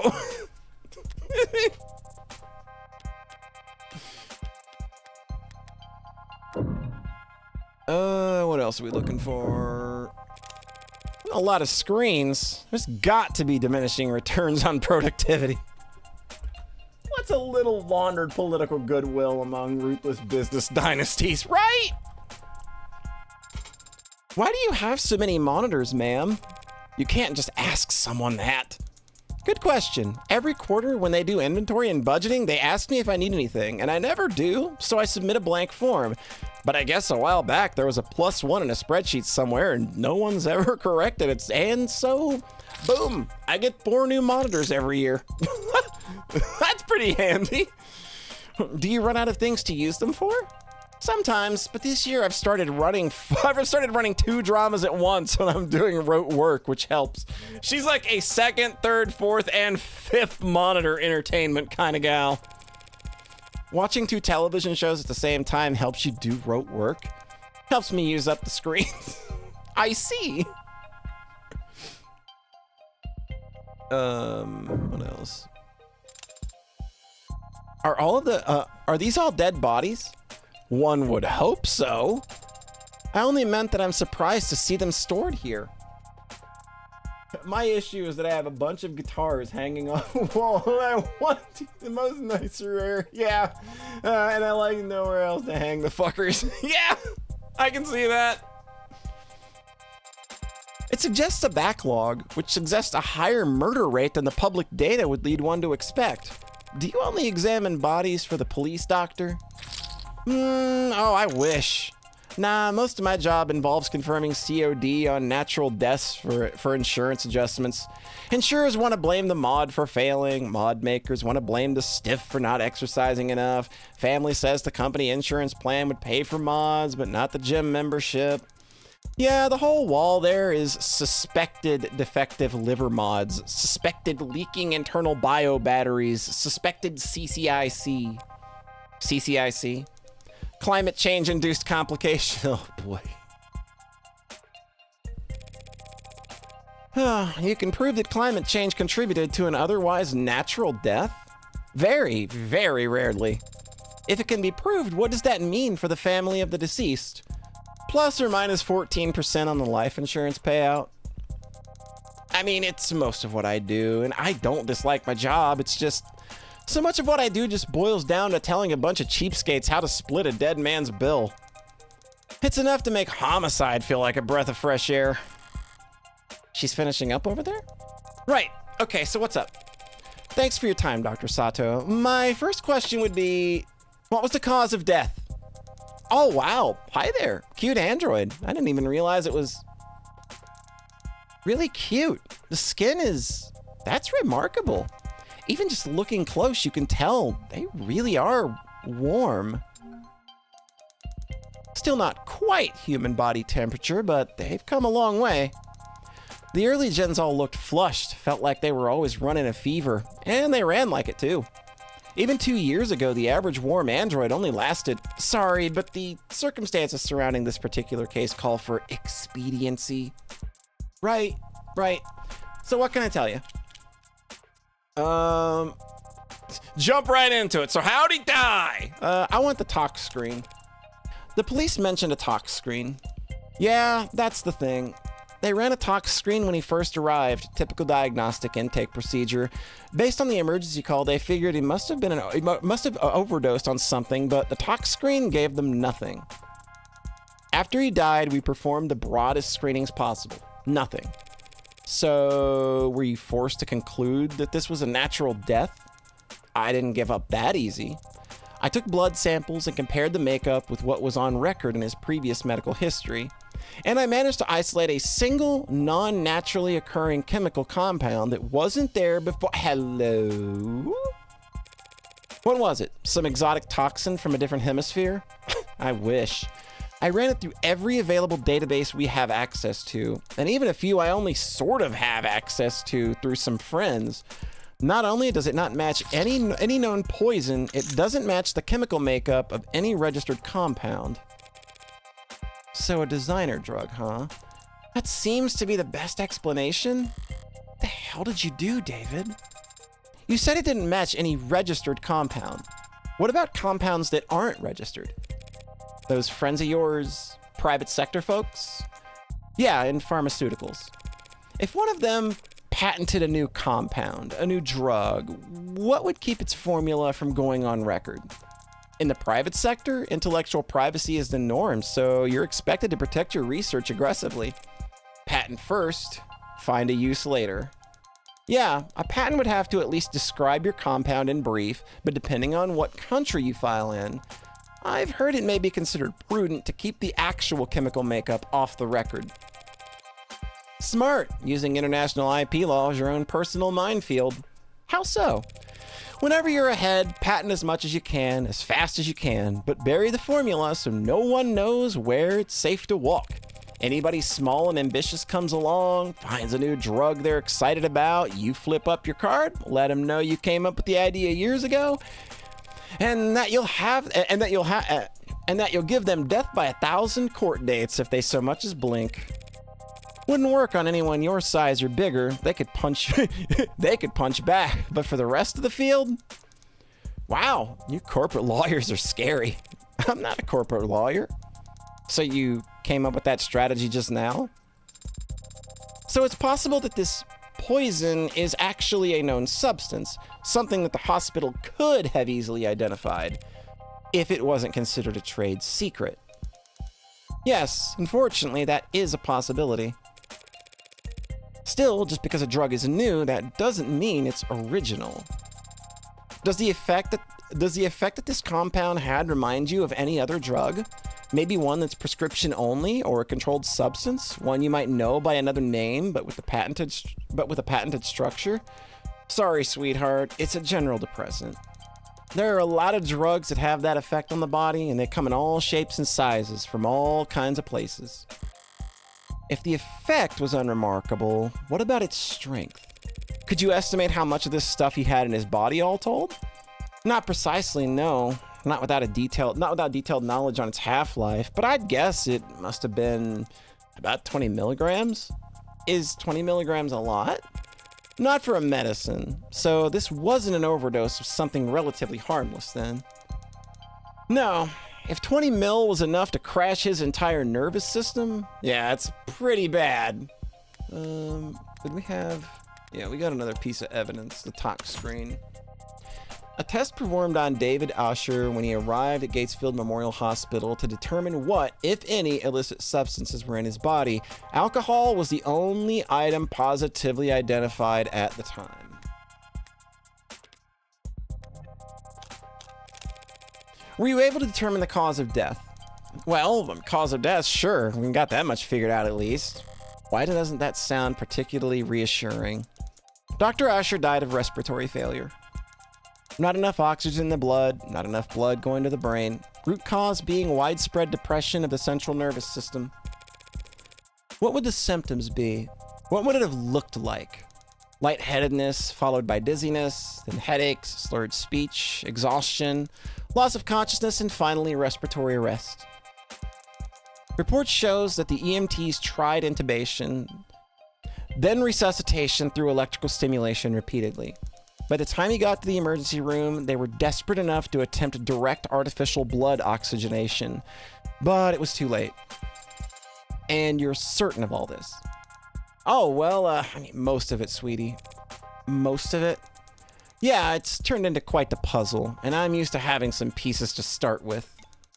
I was surprised a man as rich and famous as him didn't have any kind of biomes, but his files show he wasn't a viable candidate for modding. He wasn't a viable candidate? So biomes are biomonitor is a general use term for a wearable technology or implanted mods that monitor or provide feedback of an individual's vital signs. Commonplace among the affluent as additional layer of security, biome use is relatively rare among the middle class. Some sociologists and consumer trend analysts point to anxieties about the climate, pollution, and the stresses of modern life as a way of adoption. As to why adoption of biometers has met resistance with the medium wage earners. If one's health is already assumed to be poor, constant knowledge of its status might be considered uncomfortable. Yeah! Yeah! I'd probably forego having one of those. I don't need to know. I don't need a goddamn life meter telling me how much energy I got left.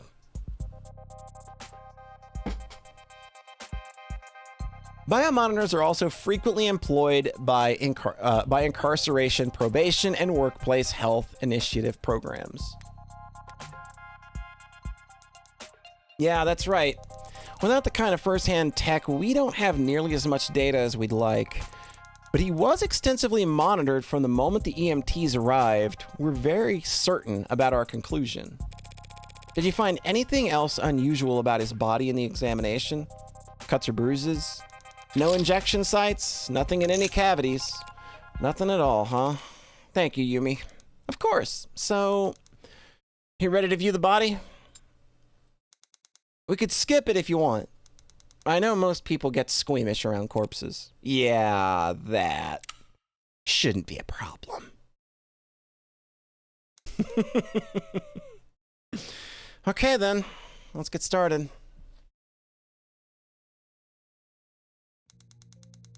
All right, I'll just step out for a moment to give you some privacy. Yes, please, thank you. The last time we talked was on a Sunday. You were complaining. I remembered that it's the principle of the matter. Right.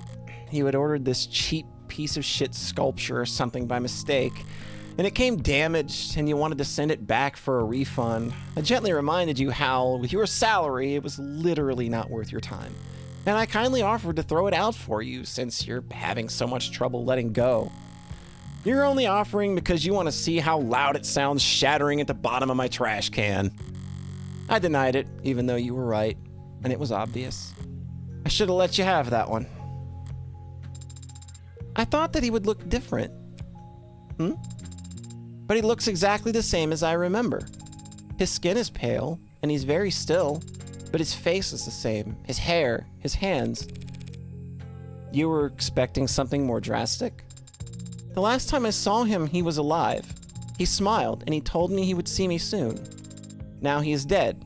Something is gone. And I can't find the difference. I'm trying to look harder, but I think I might just not be capable of it. And I wonder why. Why was I created to not be capable? Huh. Could be an issue.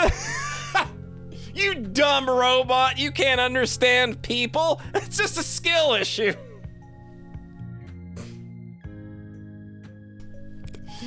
Or maybe it's not something that can be seen no matter how hard you look. But it's there. I guarantee it. I've seen the transition enough times to be sure that between life and death, the distinction has significance. To the dead, at the very least. You're going to smoke? Here? Now? I'll pay the fine.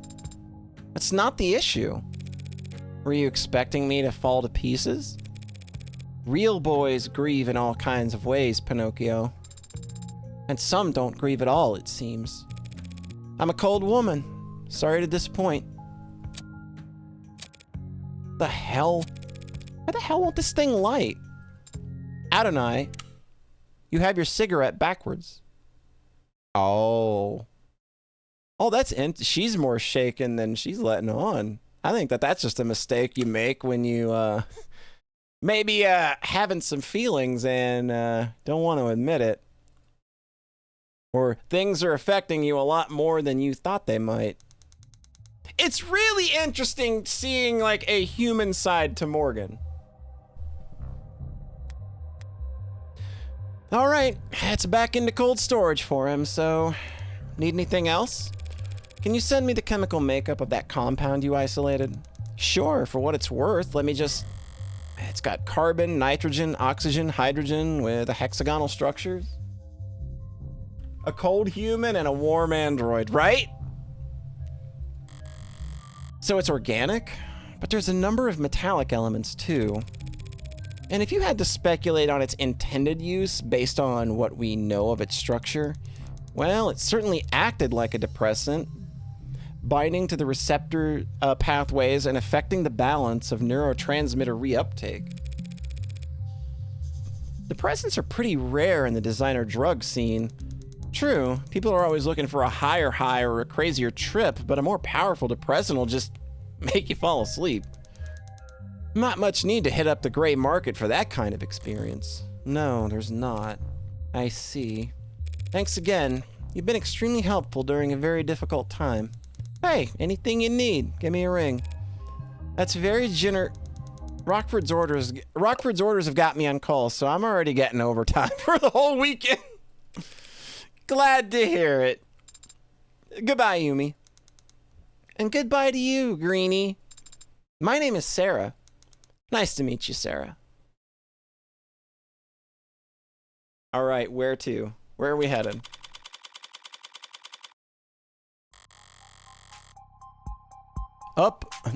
Up on ramps and down off ramps, above skywalks and under tram lines. The buildings get progressively more polished as we head into the most economically developed part of the city.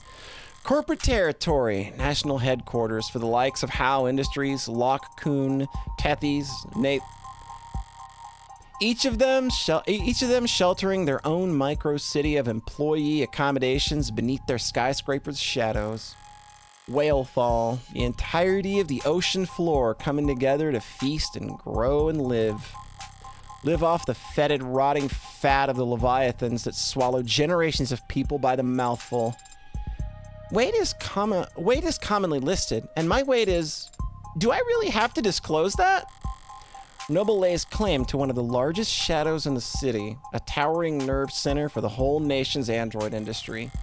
It's meant to be intimidating, I'm sure, but today I'm glad that Noble keeps such a sizable physical presence here. I need answers about David and his work on Sarah. Answers I'd never get browsing the company website or speaking to a representative. Synopsis, relationships. There are typically trivia sections as well. Should I start there? Noble will have their guard up, of course, but even that will tell me something. Where they let me walk, who they let me talk to, history. Their efforts at performative transparency and clumsy obfuscation will... How did you know my father? What? I'm sorry, did I interrupt your Did I interrupt your brooding?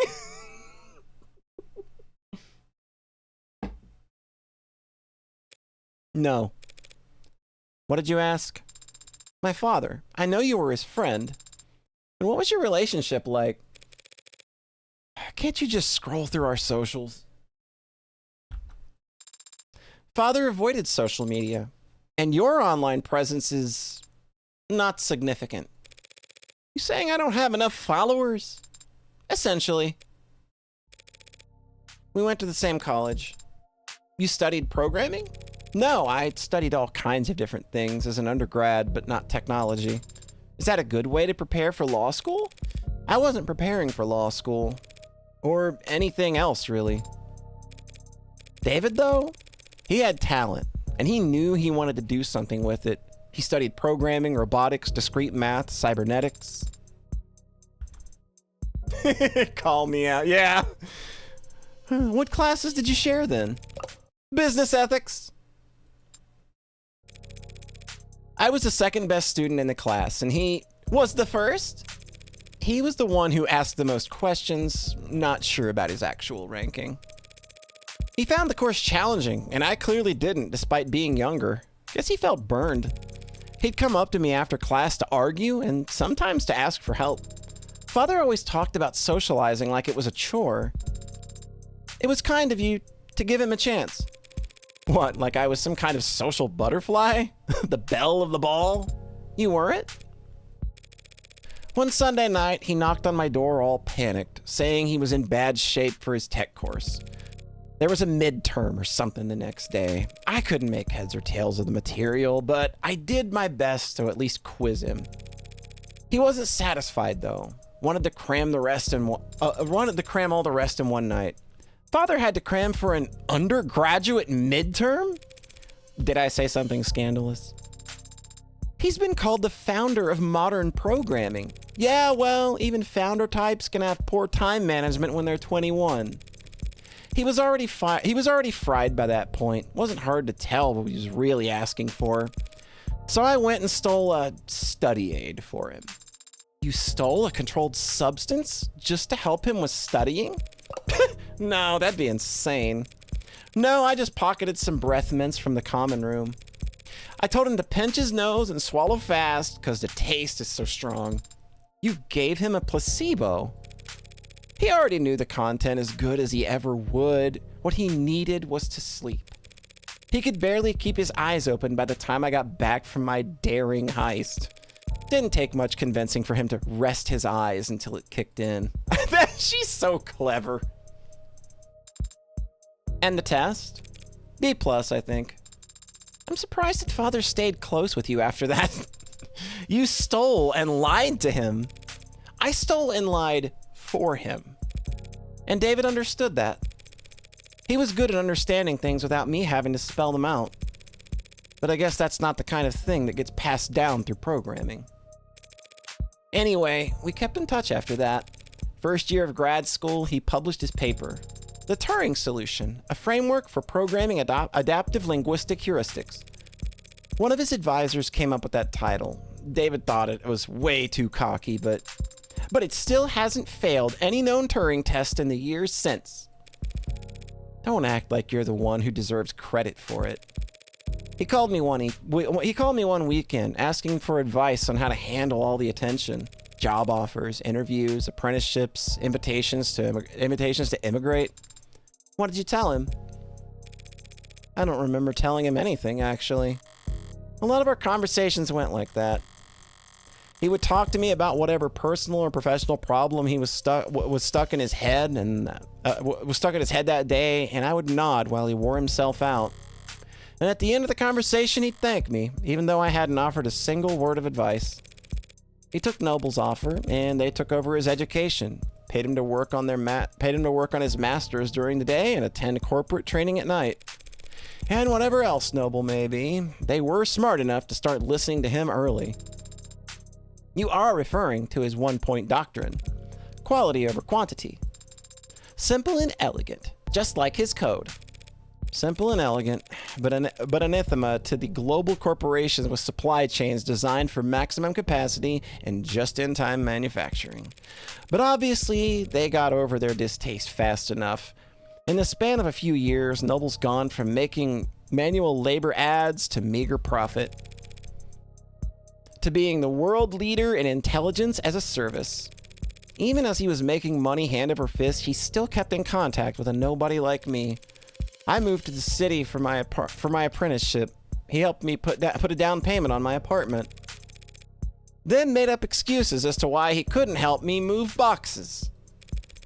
So is that enough detail for you? Thoroughly convinced that he and I were, in fact, friends? I am. But Adonai, the favor that you owe him, what was it for? That's private, understand?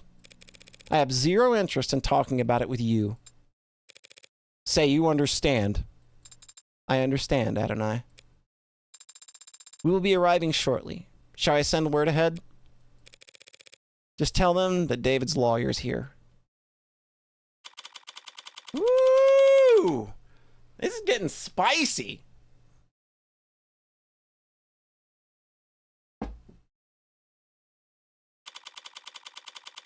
Noble Electronics Northeastern HQ. Sub-lobby A8. I've been here before. Sat right here in this lobby waiting for David to come and treat me to lunch. At least I think it was this lobby. Could have been some other floor. Could have been an entirely different building. All these corporate towers of Babel feel like interchangeable fractals to me. folding in on themselves in patterns of narcissistic paranoia. So monumental in the scale of their hubris, they needed to use non-Euclidean geometry when drawing up the blueprints. The greatest minds of each generation coming together just to find the most expensive ways to shove their heads up their asses. Jesus Christ! That is a sticky line of dialogue. The greatest minds of each generation coming together just to find the most expensive way to shove their head up their asses. Holy shit!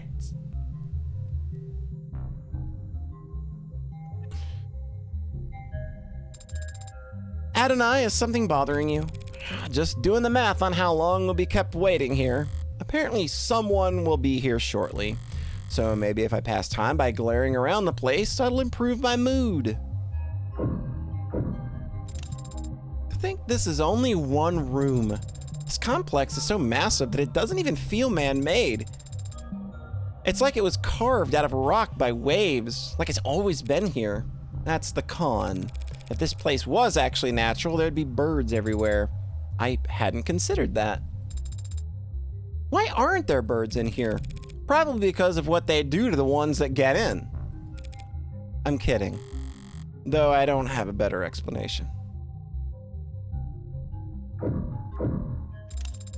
So much energy. So many people. Also intent. You kidding? It's Saturday. This place is half empty. But doesn't everyone work on Saturdays? All the parents do, so they don't need to find childcare on Sunday. Everyone else flips a coin, I guess. All these people for 12 hours a day, 6 days a week. What could they all possibly be doing? Making work for themselves? You can be very cynical, can't you? Yeah, I'm terrible. But that guy over there has just been jiggling his cursor for the last 20 seconds.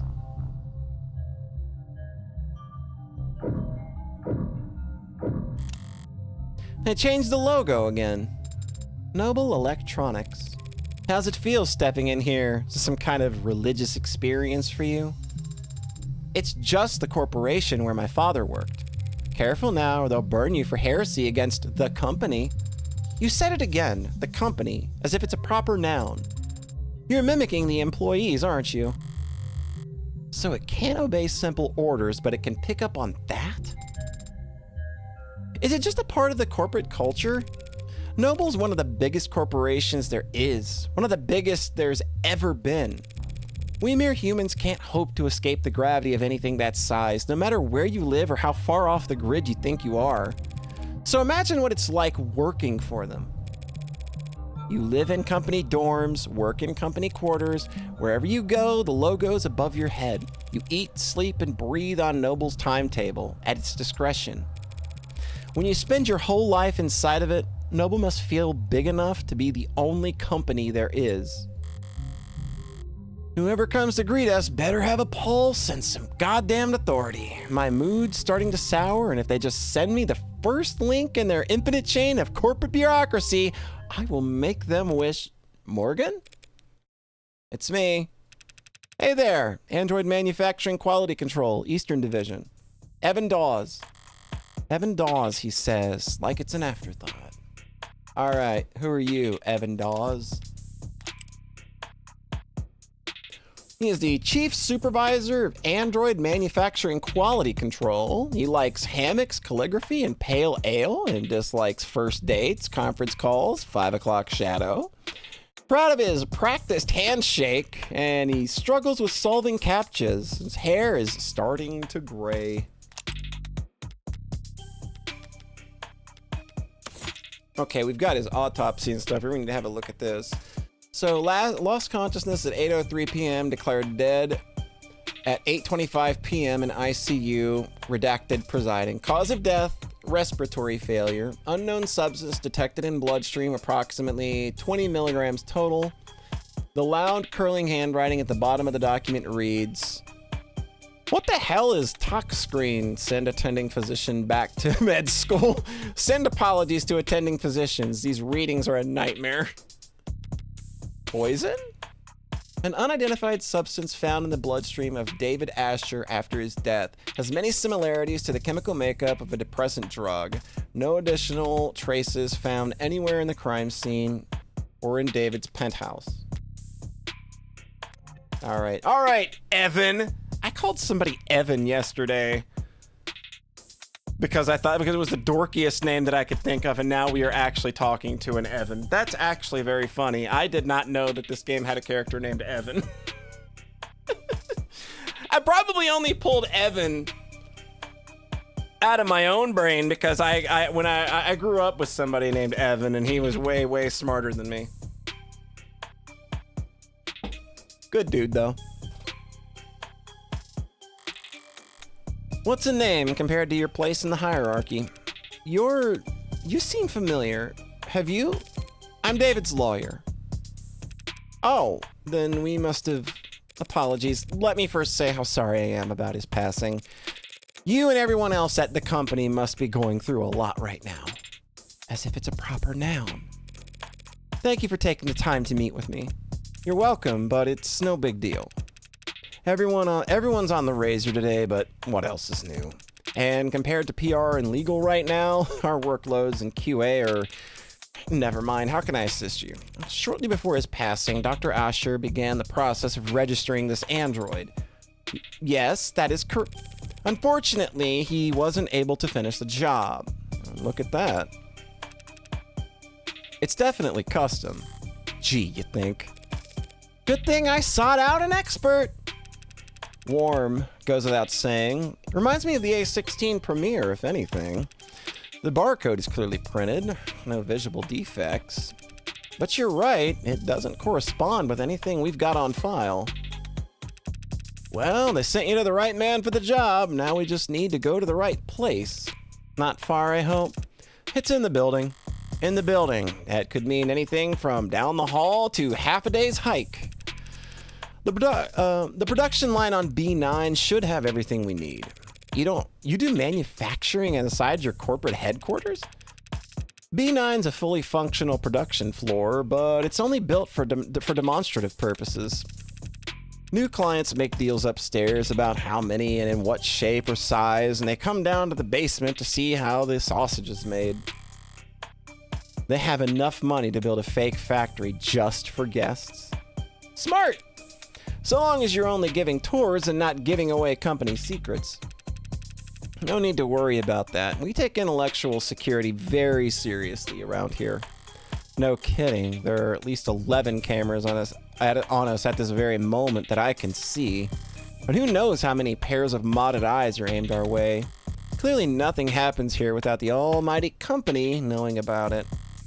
So, if they try to claim ignorance about anything, it's gonna piss me off. Ooh. Lead the way.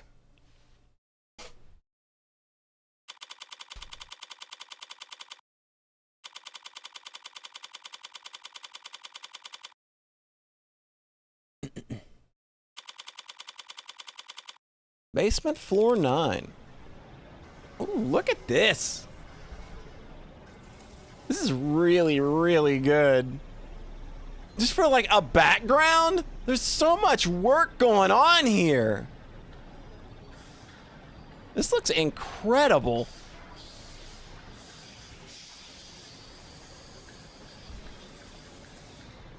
It really is fully furnished down here.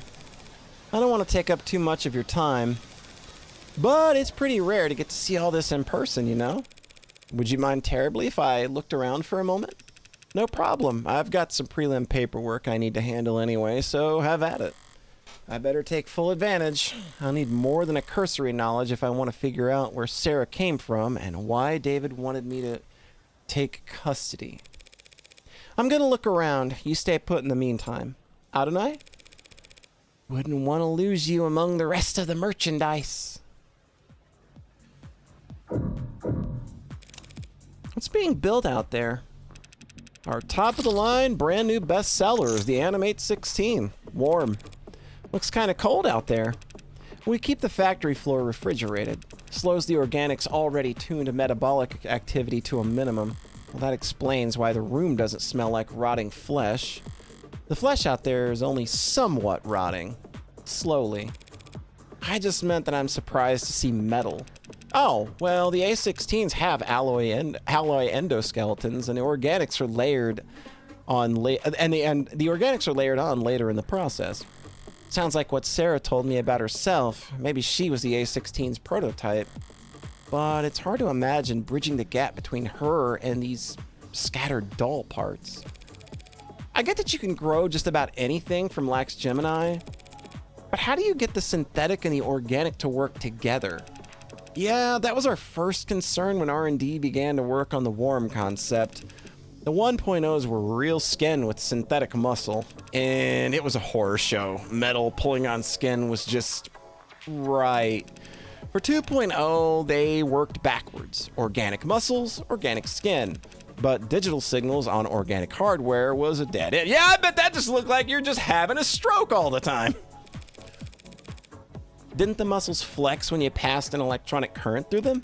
They'd flex and unflex, sure, but that's not nearly precise enough for facial expressions.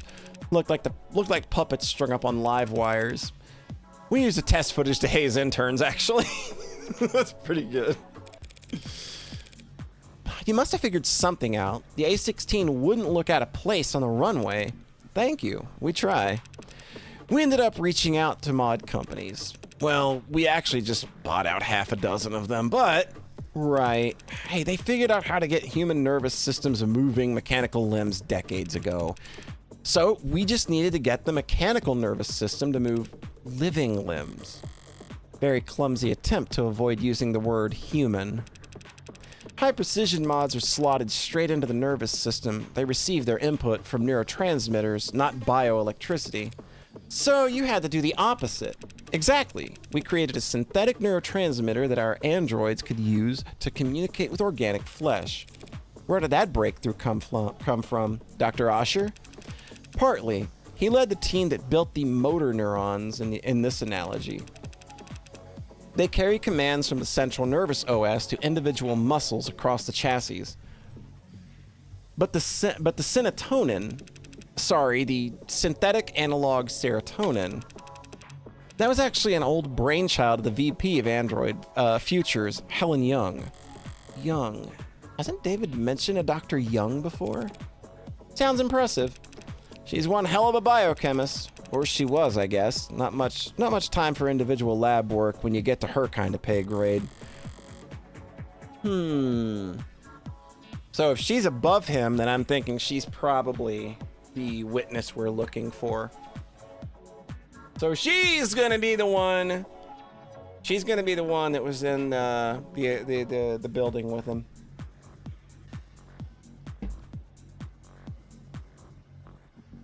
So Young collaborated with David on the technology that enabled warm androids.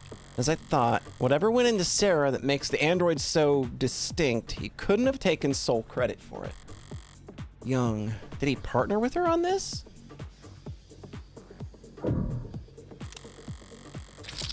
This seems to share some components with the coffin Sarah was napping in. If Dawes does quality assurance, is it some kind of android calibration device? It's probably what he'll use to register Sarah. Looks a little... Is Sarah tall enough for it to recognize her? There's something out there that caught my eye when we came in. A very familiar shade of crimson. If I squint through the glass on the floor, there are temperature-controlled fluid tanks. Is it blood? Through glass and plastic flows an eye-catching scarlet that transitions into... So, you add the blood towards the end? You mean the oxidant? Yeah, relatively late in the process. Something out of place? Androids have blood, even if it's not officially labeled as such, but it isn't red, it's pink. Sometimes milky, sometimes neon, occasionally garish, but pink. I just didn't think the oxidant would be red. Oh, right, sorry, I barely noticed it at this point. The color's natural, comes from the biomanufacturing process. That chromofuge out there removes the byproducts, the waste, the excess pigment, changing it from blood red to psychopop pink. Without the chromofuge, our android's flesh would come out looking all wrong colors. That may be true, but it probably isn't, but it may be.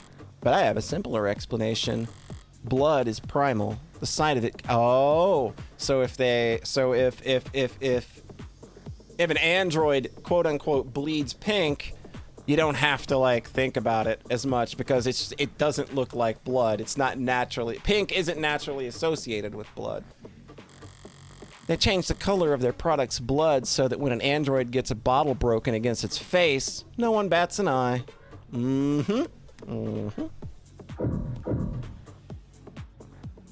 Hello? Oh. An inhaler left out on the desk, probably half a dozen empty ones from the drawers. Dawes, the inhalers, they're distributed by the company, correct? Oh, yeah, HR handles it. They personalize your dosage and prescription and update it based on the performance and job fulfillment reviews. Other corporations do it the same way? Yeah, pretty much. Everyone's trying to keep pace with each other, so can't have your employees losing focus on the job. Could cost you who knows how much in lost efficiency. Sorry if this is insensitive, but given what happened to David, are overdoses common in the company? Yeah, he says. Overdoses, that is, not hospitalizations or deaths. It's all pretty organized these days. These days? Man, back when I started in consulting, pretty much everyone had an embarrassing story from their first 2 years where they popped a few too many greens and missed the on-ramp. Popped greens? Yeah, used to be pills. Green to get you going, yellow to keep you there. Swallow a red after brushing your teeth and get into your bunk fast. But yeah, the inhalers are a huge improvement, like going from torches to a light bulb. They sync straight to your personal biomes and adjust dosage in real time. Overdoses are way down. That's great to hear. The trainees under me don't realize how good they've got it. Kids probably won't even have to learn how to purge. Yeah, I know, right? Good lord. Ugh, it's so weighty, man. Oh, we got a reedy thing. What have we got on this data pad? Some kind of write-up? On the subject of Sullivan's Peak. Much of our world today, and in fact, much of our world's economy, is heavily influenced by the uncanny valley. The thought experiment provides a simple and easily applied explanation for the gaps we see in the otherwise wide spectrum of automated dependence that assist us in nearly every industry on the planet.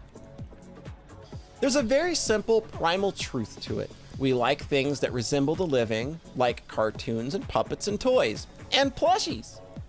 And we like things that are damn near indistinguishable from the living, like whatever name Noble's latest products are being sold under.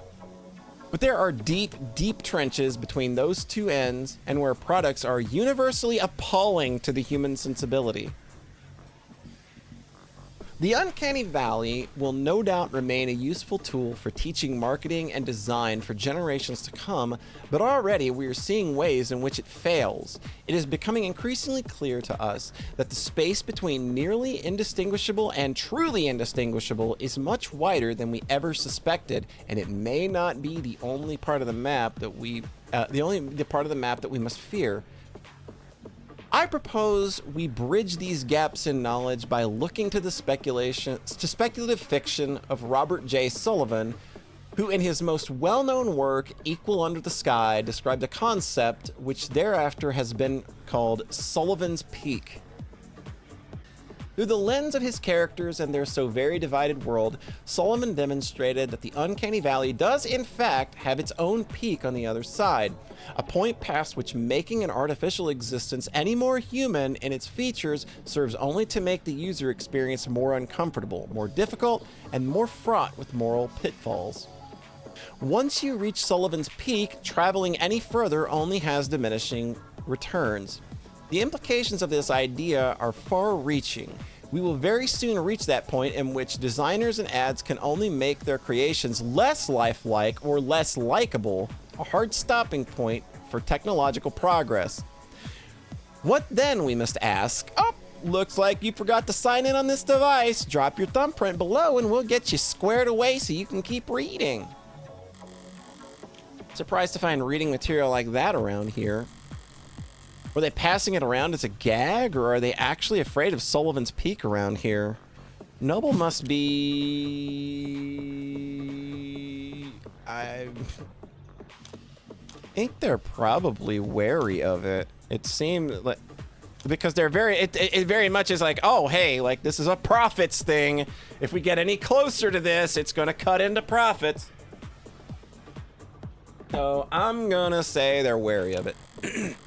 If the peak does exist, they'll be coming up on it fast now that androids are warm.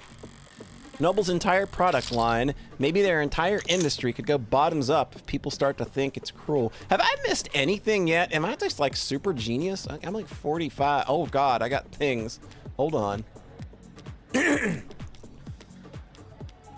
Chromafuge.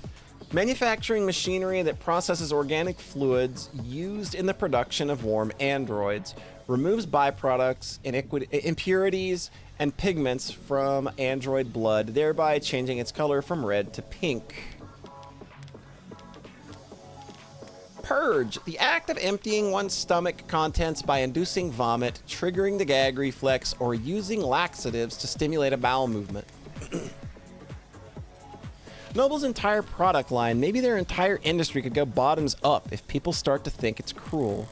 If Sarah's any indication of where their androids are headed, I could see some people getting very uncomfortable.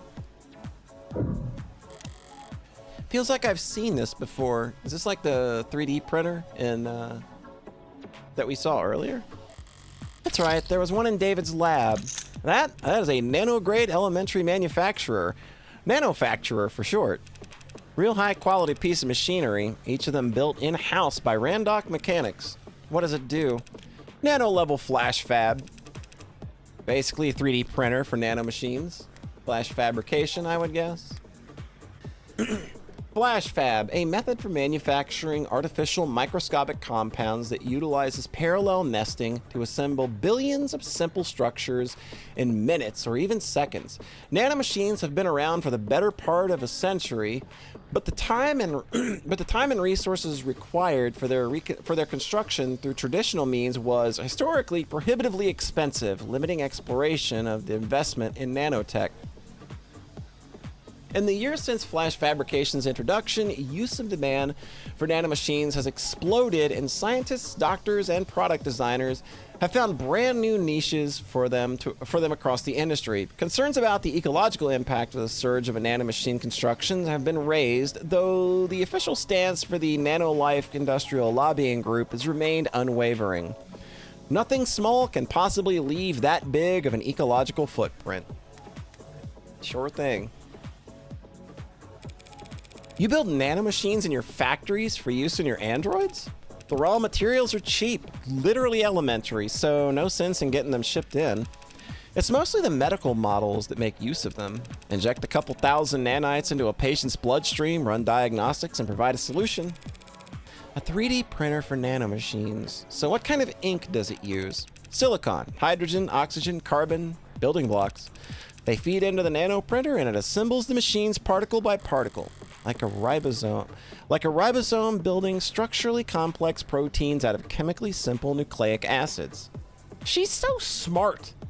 She is way smarter than I am. Must be time consuming. You would think, but Randock created the code on a parallel microfactoring. Microfactoring. The inside's crystalline, sprawling. It's like an ant's nest. Raw materials enter in 1,000 of a different entry points. Combining and recombining at intersections, the finished product ends up at the center and drips out in a liquid solution. Distilled nectar swimming with millions of nanites in just 2 minutes. 2 minutes, you say? All right, so how much spoilers am I exposing myself to now, or is it worth the hot toxic Yuri? How's it going, Omadon? How you doing? Yeah, I am like about 5 hours in now. Like, we are really deep into this investigation. We've not done any court stuff yet. So this game seems real chonky to me. I don't think we are even close to getting to the courthouse yet. Have you started episode 1 at all?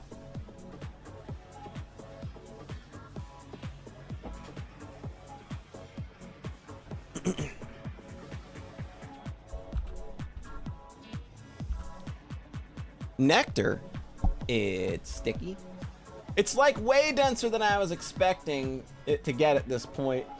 You did episode 0 a few months. Oh yeah, episode 0 is a banger. Like just the way everything was put together. Like when I played that last year, I was like, "Yep, I'm here, and I'm on this train." You haven't started it yet?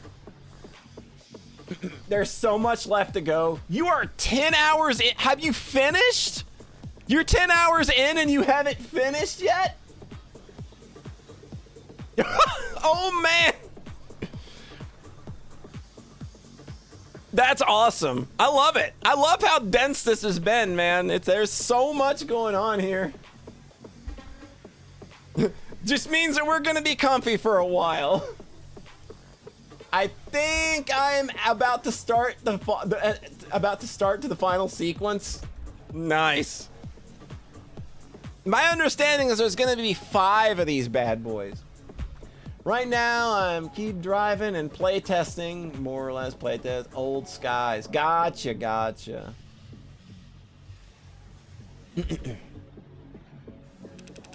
It can be, depending on the desired output, but the door vacuum seals while it's cooking, so don't worry. It's completely spill-proof. What a relief. Not exactly a box of paper clips David could just have brought home from the office one day. He must have bought his own. For some reason. Yeah, dude's got his own, like, nano machine 3D printer. And it just, you know, hanging out in his living room. That's just a thing you have. That's cool. All done? You ready to get the ad handled? Thanks for humoring me. Can you have it step onto the scanner? As he says.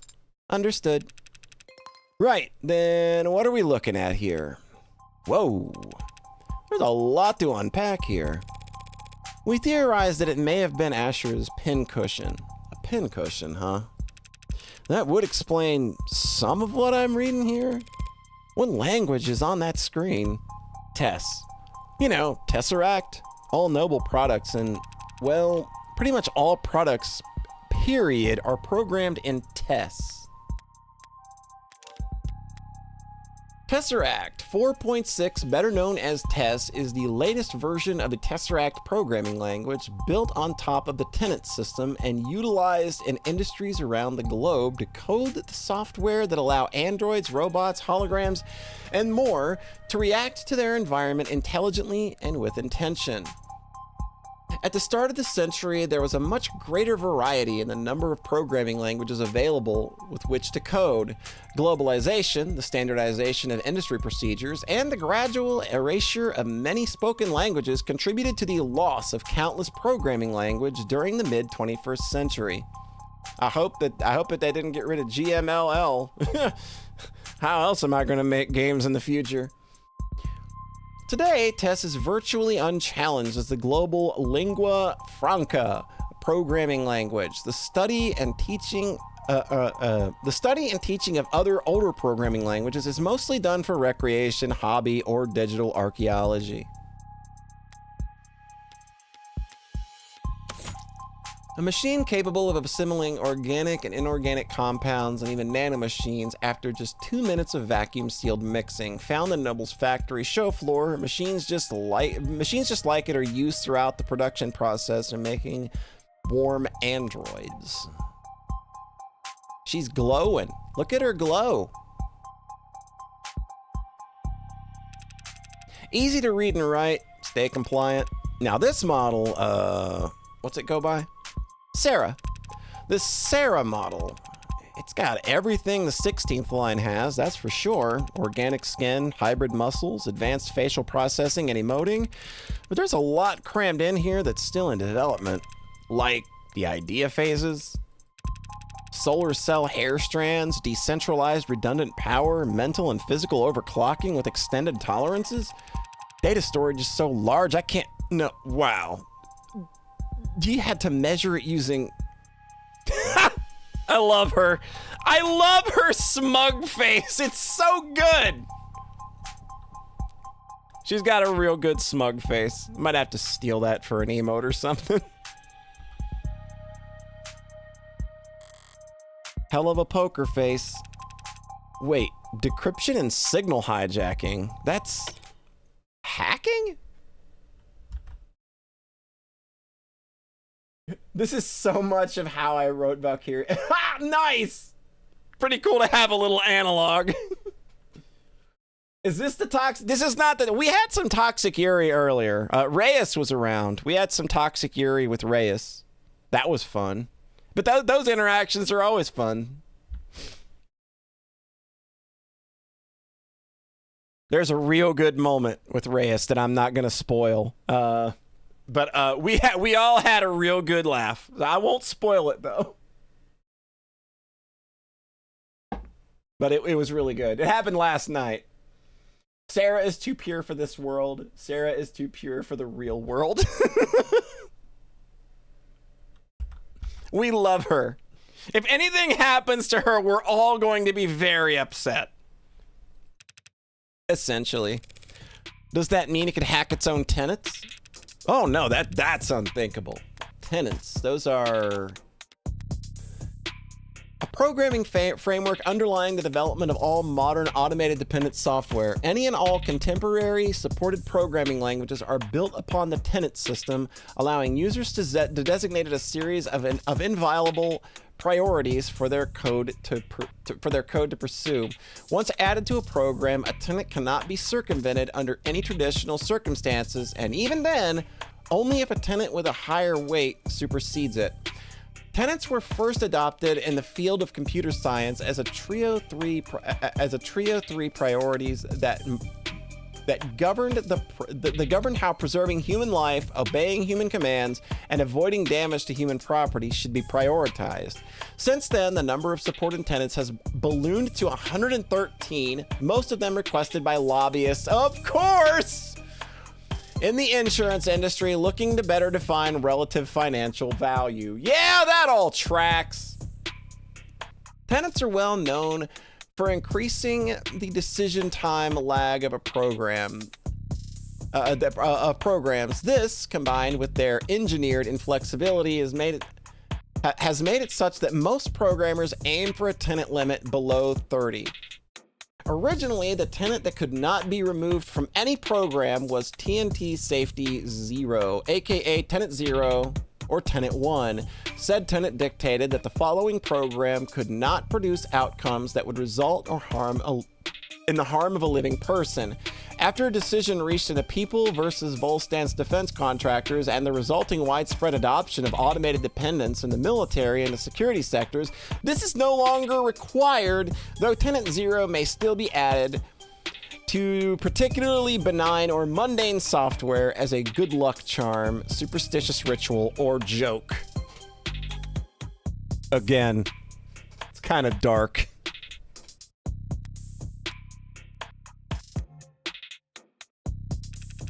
For an ad to break its tenants would be like you stepping into traffic or dropping a baby. I think Morgan would drop a baby. I think she'd be okay with it. Even if you're physically capable of it, it's not something you would ever choose to do.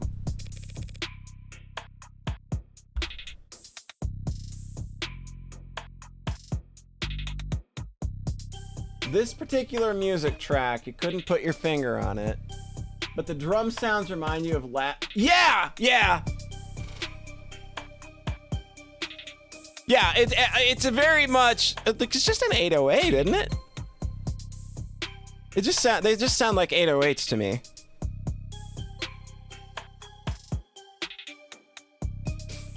Some people do walk into traffic.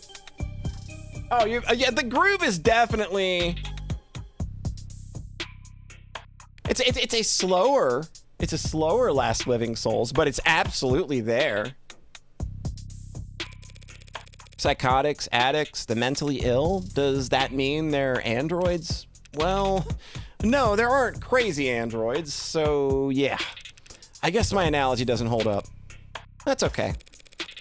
So, it can't hack itself, but it was given the ability to hack other systems. The industry line is that such capability could be an option in certain emergency scenarios. breaking through the firewalls and encryption of surrounding electronics to broadcast directly to police or military channels. Speaking of military, oh god, I can't say that word. The musculoskeletal setup is drastic. I've never seen this on a consumer model. Can you lift a car or something, Sarah? Most cars, it would depend on the center of gravity. Lady, this Sarah could wrestle a public disturbance walker and come out on top. Those stomping behemoths they bring out for riot suppression? And in terms of computational ability, the estimate says that can't be right. Look, Dawes, I was actually hoping you could tell me something about the software or the metadata, who worked on it and when. Right. Okay. Well, that's unfortunate. The editing logs have been purged. How convenient! That doesn't sound very above the board. Sorry, I can't tell you anything about who worked on Sarah or when. Any chance you can restore those logs? Not here. Not with this machine. I'd need the computers that were actually used for programming this model. Any idea where those would be? Sarah? I cannot answer that question with any accuracy.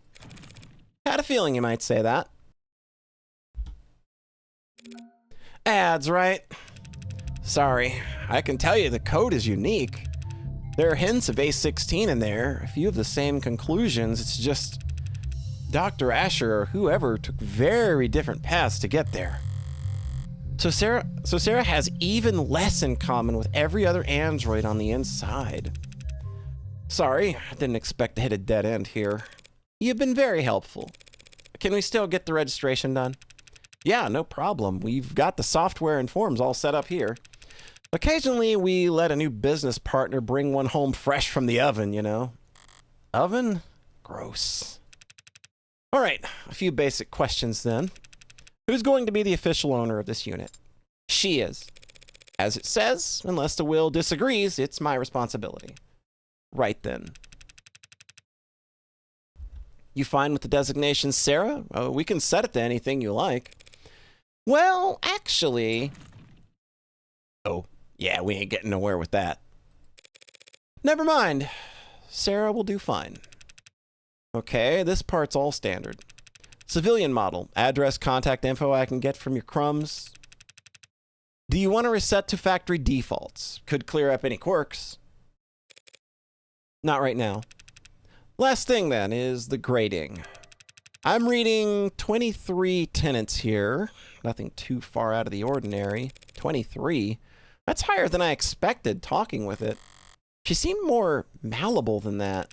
Don't blame yourself. Guessing tenant count from outward appearances has become a crapshoot. Not like it used to be. Used to be, you only had 3 tenants total, and every unit had to have them. Then came the first accidents and the first lawsuits, then the hearings, then the legislature, and the demand for more tenants. A tenant making sure ads couldn't endanger the state. A tenant stating that ads wouldn't divulge private information without prior consent. There was a campaign calling for a tenant to weigh child and adult lives equally during risk assessment. There was a campaign calling for a tenant to do the opposite. Companies wanted their asses covered. Customers wanted guarantees. There was never much incentive to deny a requested tenant, so the list just ballooned until the military entered the market with full force. You sound like you don't approve. I wouldn't go that far. They needed their ads to be able to pull the trigger when ordered to, without clearing 5,000 lines of bloated, hard-coded decision points to get there. I get that. But since the armies are the only ones using tech with bare minimum tenets, all the best, least cluttered, most elegant code is only used for war games. It's not very romantic. Well, not like I was on the jury. Department of Advanced Defense Projects versus Zenith Dynamics. The Supreme Court sided with the military's requests and set a new precedent that every other army around the world would race to meet, changing tenets from a mandated list to the root of every ad source code to a choose-your-own checklist. It's funny, ads with the most tenants, they're so locked up you can't even have a conversation with them. And outside the armed forces, the only ads with single-digit tenant counts are just vacuuming floors. The most impressive ones, like what you've got here, fall somewhere in the middle. Sorry, I went on a tangent there. Only thing left is the evaluation. What gets evaluated? Total financial worth for insurance purposes. Yeah, the insurance companies made sure we have a very accurate algorithms for this. No room for human error, they insisted, with no sense of irony. Wow. I mean, I knew it was custom, but what price could they have possibly... That's a lot of digits. You should know these formula are very conservative with their estimates. Stingy, even. If Sarah's really David's last and greatest work, they say some things are priceless, but when you force an insurance algorithm to pick a number, try not to get any scratches on it, I guess. You spoke differently back there. With Dawes. You spoke like he did, it seemed. Like I copied his accent? You seemed to mirror his effect, his tone. It's called being friendly. What's your point? It was just an observation. You can choose to keep those to yourself, you know. No tenant required.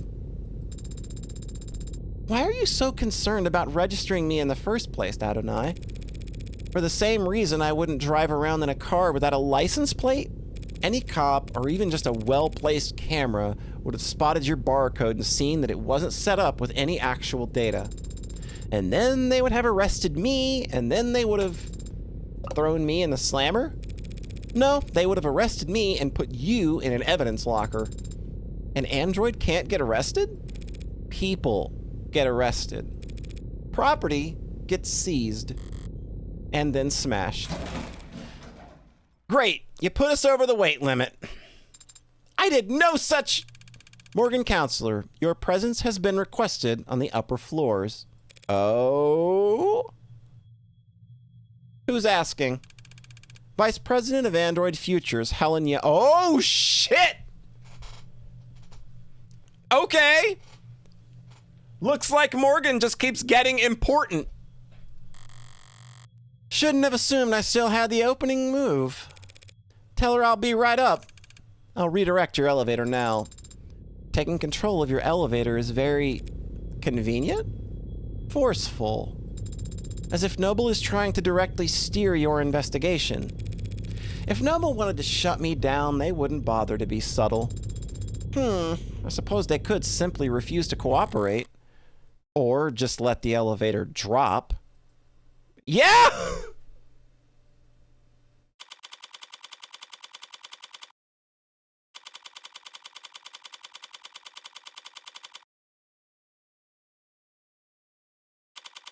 Executive office. Young. Let's go. Let's meet Ms. Young, shall we?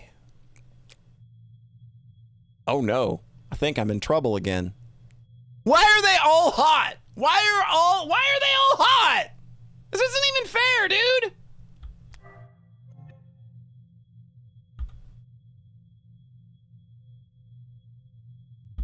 She hasn't said a word and already I'm like, yeah, all right, would. Speaking first is a sign of weakness, is it? And here I thought I could avoid wading into the swamp of corporate pretend power dynamics. We can't keep getting away with this! Nah, I'm a letter stew. Silence is only awkward if you care. I can ignore social cues all day long! She's just like me. No, my thirst... Edwin, my thirst has never been reined in. I have never once resisted the urge to be thirsty on my stream. Ask anybody that's a regular here and they will tell you, I let it flow, baby.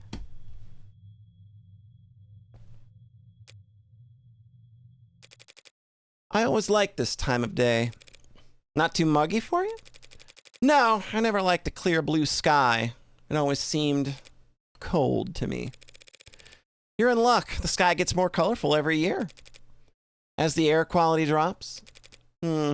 Childish, isn't it? Marveling at the small sheen of rainbow dancing on the surface of a massive oil spill? Apologies for waxing poetic. It's been a very unusual 24 hours around here. Dr. Young, just Ms. is fine. Ms. Young, I get the feeling you didn't bring me up here to talk about the weather. All right, Ms. Young. Oh, yeah. I have a type. I have many types. She is one of my types. The VP of Android Futures at Noble Electronics, she likes red meat, flower garden, high thread counts. She dislikes working from home, shopping online, waiting. We have a lot in common. Language fluent in 3, enjoys attending baseball games, hidden talent, getting children to stop crying. I mean, I'm probably the opposite of that. I could probably get children to start crying. All right. Sarah valuation. Evaluation of the Android Sarah's financial value by an insurance algorithm takes into account the fact that Sarah is the only known Android made by David Asher and the last known piece of tech he worked on. The fact that he is now deceased and cannot create any more, the fact that Sarah is one of a kind, the value of the components used in her construction, and the potential profits reaped from experimentation technology contained within her totals to a very large sum. There are many good women in this game. Well, good for some of them.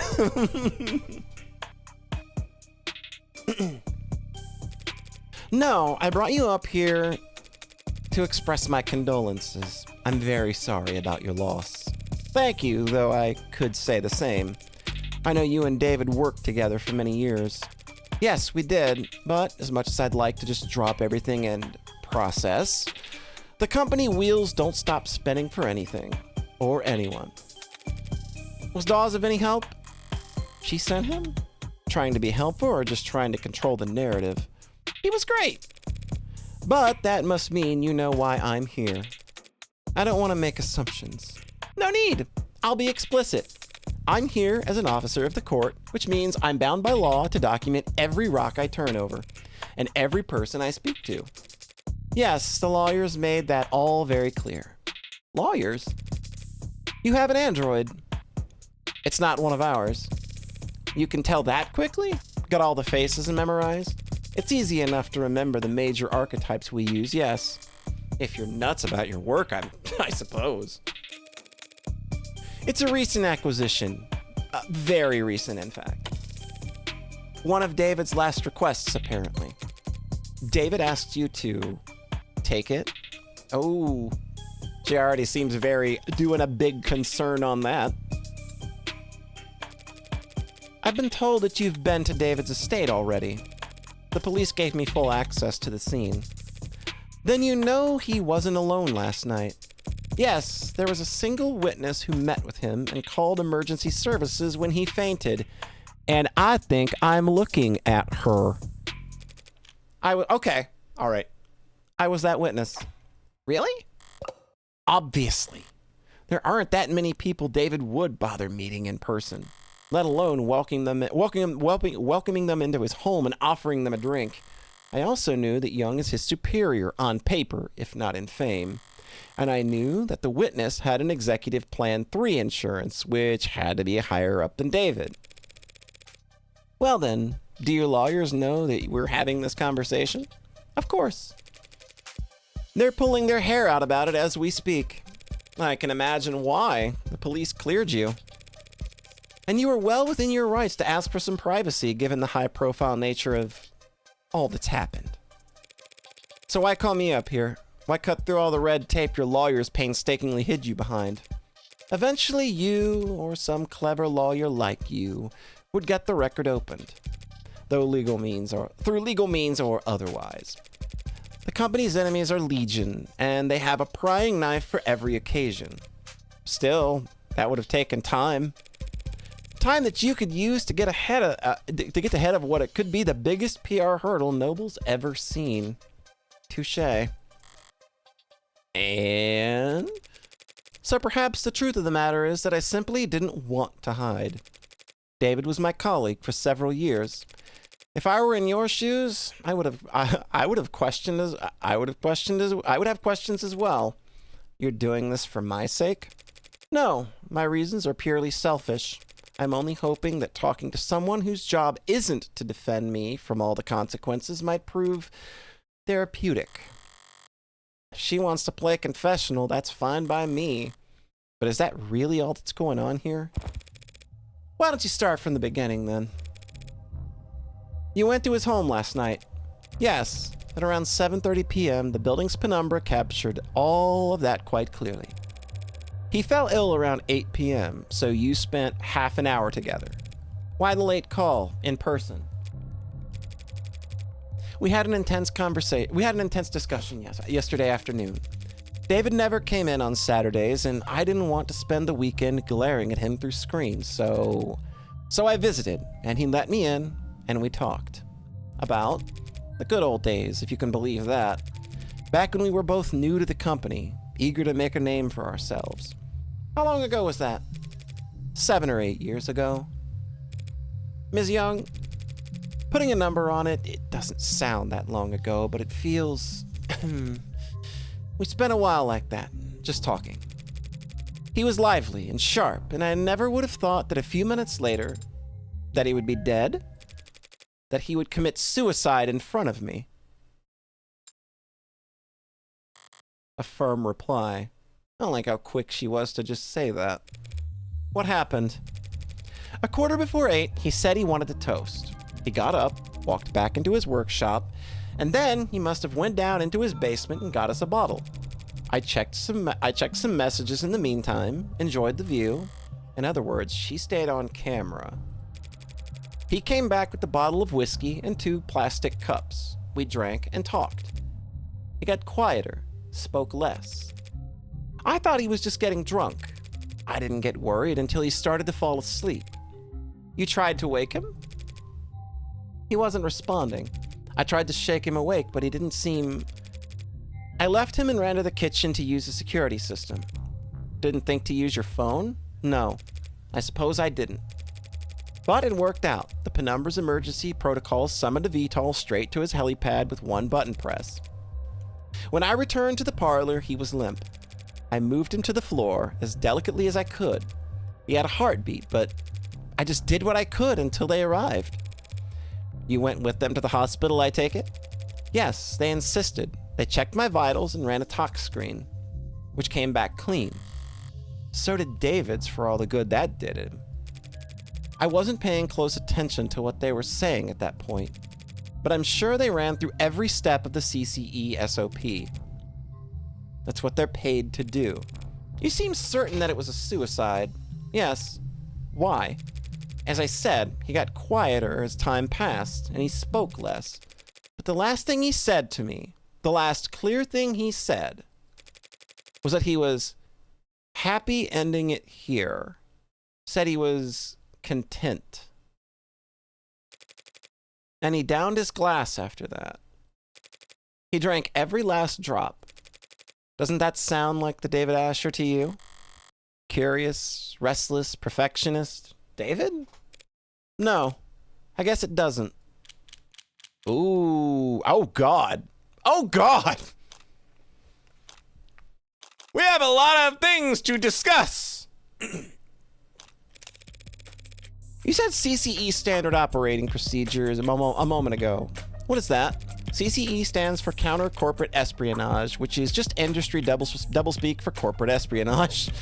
Only used in self-defense, you understand. So Noble anticipates employees at your level getting poisoned?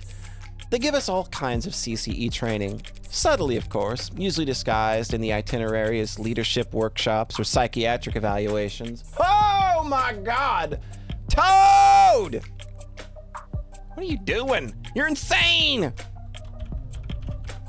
Ladies and gentlemen, it's Toad22484, 2-time Riga Ferude Simulator 25 champion. How's it going? How went the Final Fantasy III? Yeah, Skilling Blow. There was a second miracle today. Got it in what? 10,500 so? Yeah, there was another one today. It just out of the blue. Sometimes miracles just be like that. How's it going, everybody from Toadland? Thank you so much for dropping by. We are we are like throat deep into the second major episode of a very large visual novel, so it's very hard to kind of explain what's going on here. But the gist is, we're a lawyer, and we are investigating the death of a very prominent friend of ours who is basically the father of robotics. And this is kind of like Phoenix Wright, Danganronpa, and I, the Somnium Files, kind of all wrapped up into one. The cyberpunk murder mystery. The gist is girls. There's lots of really good girls. Look, y'all, I'm not even kidding. I'll show you. This game got some girls. Hold on. We got Young, who we're talking to right now. Ah, yeah, look at her. She knows she got it. She got it going on. Never mind my phone charm. It's cute. That's Neko Morg over there. Let's see. We got even our mentor. She's an older lady. You know what? Still would. Starling is also very cute. She's got a charming smile. Reyes is a detective, but you know what? I kind of like her. I think she's got a gruff attitude. She gets a little lippy with us. She kind of like that. Just smack her around a little bit, you know? She's into it. It'll be fine. Whose birthday?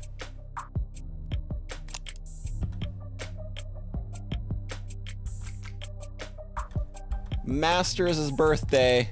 Oh, yeah. July 7th. And of course, we've got Morgan. Oh, yeah. Yumi Sato is amazing. Oh, God, she's hot. She's a mortician. She's amazing. We love her. Sarah is very cute. She is a cute little innocent android. We love her. We will protect her with all of our lives. Emma Rockford, awesome. I want to kiss her. She's amazing. We all stan a cute, chubby district attorney. And yeah, so yeah, game's got lots of cute characters. You can find the person who does the art for this game is called Evil Little Bug. I'm pretty sure that's their Blue Sky name, Evil Little Bug. That's what they go by. They do amazing work. I love their art style. It's just very, very, very. it just ticks all the boxes for me. Fran is funny, but a literal child. Yes, we will not analyze Fran in that way. Fran is fun though. We like Fran a lot. She is just she is a snippy little, annoying little teenage shit. But she can hack real good, and we just keep her on the payroll. I can show you Fran. She's cute. I mean, you can think characters are cute. Just don't get weird about it. Her name is literally Francois Snow. She's fun. Yeah, I'm enjoying the hell out of this. I loved Of the Devil episode 0, and being back in this world is like, yes, this is everything I want. It's got all that cyberpunk, dense, like just techno babble that I like, but it's also delivered through characters that are charming and genuinely very funny. So it's very much like I, the Somnium Files. It has a very similar tone in that it's serious, but it's also very silly when it wants to be.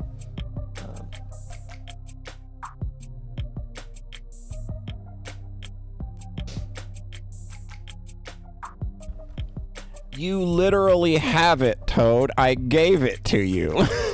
I gave you I, the Somnium File.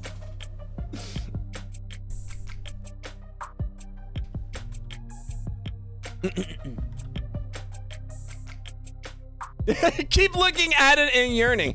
Look, I think it would make a good stream game. As somebody who streamed that game and literally like chat was into it and like enjoying the silliness and enjoying the mystery the whole way, I think it would make a good stream game. Plus, it's 100% voice acted, so you don't have to worry about reading a whole bunch.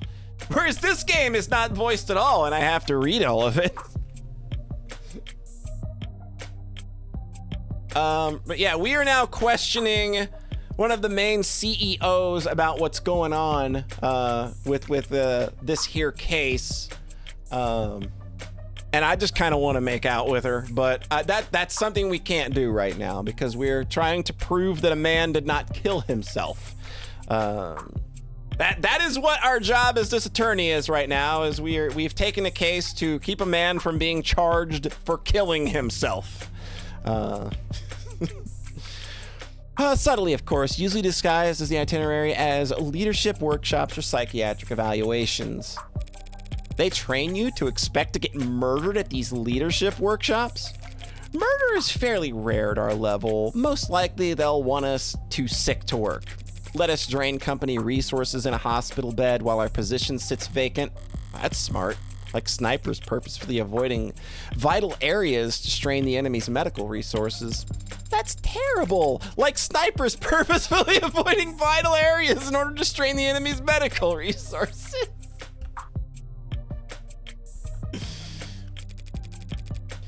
That's nothing compared to when they want to turn an asset. Feel ill for the rest of your life with an undiagnosable malady? Or become our mole and we'll send you the antidote every 2 weeks. That's a nasty piece of work. It's a nasty line of work. Consulting. I'm sorry? That's just what they call it. Can't exactly... Wait. Wait. Time out! So if consultant means corporate spy... Wait a minute. I know this motherfucker said it. Hold on. Where's he at? He said he was a consultant. Or he said that he was in consulting. This dude absolutely mentioned consulting. I'm keeping that in my brain. I don't think I can search for a specific word in the backlog, but I do know that guy mentioned consulting.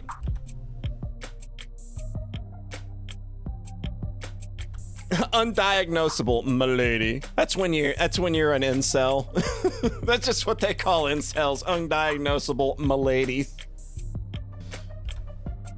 Yeah, I'm doing a big thinky about Dawes now. I'm actually gonna write that down so I don't forget that. Dawes equals consulting.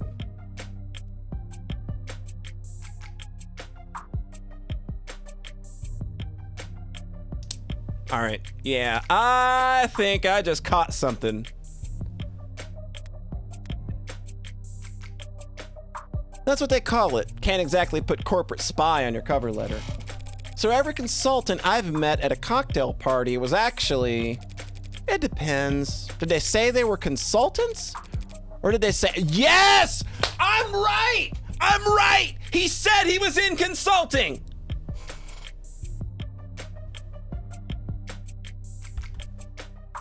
Boom. I'm right on this one. Yeah, I'm right on this one. How the hell am I supposed to remember? So did your people think that what was happening to David was a deliberate attack? Noble's competitors have been trying to get to David for years. And that's the timescale their plans operate on. If this was an attack from a rival corporation, the company would have seen it coming. And they'd probably have struck first. Okay. Yeah, I want to know about the cups too. Why were y'all drinking out of plastic cups? Like, why are you drinking, like, whiskey out of plastic cups when y'all are, like, high upper crust, very important people? I've been curious about this ever since I saw the scene. Why the plastic cups? There's a story there. David and I got hired around the same time under similar circumstances. Headhunted while finishing our higher education. During recruiting, the company claimed to want us badly, but in practice, our actual authority was inexperienced and overpaid. You must have been extremely unpopular. You don't mince words. We didn't either back then. We were loudly trying to convince our superiors that their entire sales model for androids was antiquated and self-defeating. But 2 of them made the 1-point doctrine? That's not the story I've heard in Noble commercials and Noble-sponsored media. And come to think of it, it's not a story I ever heard from David himself. We had this deadline, self-imposed, but still a deadline. We wanted to get our pitch to the president of international sales by the end of the day. 7 p.m. rolls around and people start filtering out. David still has his head buried in diagrams and sales figures. Imagine a technical man like him, a programmer, trying to make a sales pitch. The clock hits 9 and even the zombies start heading home. I turn to David, tell him it's not gonna happen. We're nowhere near finished with the day's long since, and the day's been long since over. He looked at me like I'm the only other person on a sinking boat and I've just stopped pitching water, and he says, "The president lives on the other side of the globe." Oh God, we still got all night until his end of the day. We wrapped up at 4 in the morning, just us and the cleaning staff. Back then, only half of them were ads. He finally sends the message and I'm ready to collapse. I've got nothing. We stared blankly at his inbox for the next 40 minutes, hoping the harsh light would give us the energy to work through the next day. And we got a response. It wasn't long, but it showed he was interested. I had been turned down so many times before then, ignored and placated, passed up and ghosted, but together, David and we'd finally gotten a win. So David asks if I've got anything to drink. I've got a bottle of some swill in the cabinet in my desk, but it doesn't want to drink it from the bottle. Says he wants to toast. Aww, look at this. That's adorable. Also, David was really cute too. Not gonna lie. We sat there at 5:19 in the morning, toasting awful vodka to one another in cups we grabbed from the break room, toasting our first victory against the corporate beast. Between the lack of sleep and the drinking, the next day at work was hell. Sounds like a good memory. Plastic cups and liquor. That was our little ritual. So I didn't think twice when he presented me with my cup. It was ceremony for us.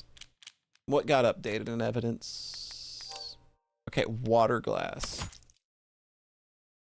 Okay, bears Helen Young's DNA. Okay, so it's updating the evidence. Counter-corporate espionage, a playbook of aggressive defensive tactics for everything from public life to personal security, intended to help high-value members of corporate body minimize risk to themselves and the company. Frequently involves the use of double talk and coded language, including hiding training as leadership workshops for psychiatric evaluations. Individuals at or above David Asher or Helen Young receive training in it multiple times a year. Okay, and this is just going to update. Yeah, okay, saliva and fingerprints match Helen Young. Young's story about David Asher and Helen being started at Noble at the same time in the position. They would often toast their hard-won victories with cheap liquor and plastic cups in commemoration of their first big win, convincing Noble Electronics to adopt what became known as the one-point doctrine approach to Android manufacturing, emphasizing quality over quantity. All right, what's your history with Noble? As VP of Android Futures, you're David's superior, aren't you? That's correct. Didn't you join the company at around the same time? David was always more interested in his work than he was in climbing the ladder. He didn't like playing the corporate politics game. So he was unpopular around here. Not unpopular, no, just not the great Dr. Asher. Misunderstood, perhaps. How so? He could be blunt. Demanding, some might say. He wasn't trying to be, it's just not everyone could work at the same pace he did, for as long as he did. Even with the whole company huffing those inhalers, they couldn't keep pace with David? Speaking of which, I don't see any at Young's desk. Maybe it's just not something you leave out in the open, at her level. So, you would say this work-life balance was Balance implies the two are at odds with one another. We use work-life harmony here at the company. Fascinating. So was he in harmony? No, David always had plenty of suitors, but he was never willing to put the time in. But I'm sure you're more knowledgeable than I am on that subject. Right. What do you mean? I had to help him draft a lot of apology notes over the years for misunderstandings and double bookings. Scandalous. Throw in what? Do you not like do you not like work-life harmony? The A16 only entered production this year, correct? Correct. Pre-orders started last holiday and we began shipping the first quarter. I understand that you were instrumental in the success of Warm Androids. I played my part supervising the launch, yes. Weren't you the one who designed Synatonin, the factor that enabled communication between synthetic and organic parts? I'm surprised you've heard of that. I did lead that project, yes, but it was years ago. At the time, Synatonin was little more than a novelty, a dead end. It wasn't until David took the reins of the A16 that we found a use for it. Took the reins? He was a lead programmer on limb coordination, facial expression, exhaustion parameters, and he designed the synthetic nerves that made all of that possible. David did all that? Work-life agony! Yeah, this is a game where, yeah, you work 6 12-hour shifts a fucking week. That's a lot more than just programming. Was he always so gifted in that many fields? Did he fill those roles on the A14 or A15? No. No, he used to stick steadfast to his role as a software architect. That was his field of expertise, and he didn't wander far. But 2 or 3 years back, he started sitting in on other departments, taking notes. Soon, he was joining the discussion, proposing new ideas, and eventually, they came to follow his lead. Just like that? Just like that. So he just applied himself, and soon he was leading other departments? So, if he's not just staying around the A16 line, and he's not working on the A14 or 15 either, but he's working around in other departments, that means he, like, could have made Sarah by himself? Just kind of seems like he's, like, if this started a few years, like she said that this started 3 years ago, then that means that, like, yeah, I would like, if he's a genius, he's going to absorb that knowledge really fast, but I can see him applying it really fast as well and coming up with her in 3 years if he's already, you know, super duper good at making androids. So, I think he was moonlighting in other areas to start working on her, or, you know, while he was working on her, taking in other skill sets. That's the kind of genius that Dr. David Asher was. Maybe they weren't paying him enough. The company profited the most, of course, but the entire industry benefited from his vision and leadership. His loss will be felt for years. Yo, so you want to tell me about Sarah here? What do you know? So this android Sarah, huh? Even Dawes couldn't find any real details on where it came from. It's not in any of our systems? I'm afraid not. Did David ever talk to you or anyone else at the company about a pet project? Pet? No, he never gave me any indication like that. And if he didn't talk to me about it, I seriously doubt he confided in anyone else at the company. David didn't trust anyone higher on the chain than himself and anyone below him. Frankly, they couldn't possibly hope to give him advice. He never mentioned me? No, never.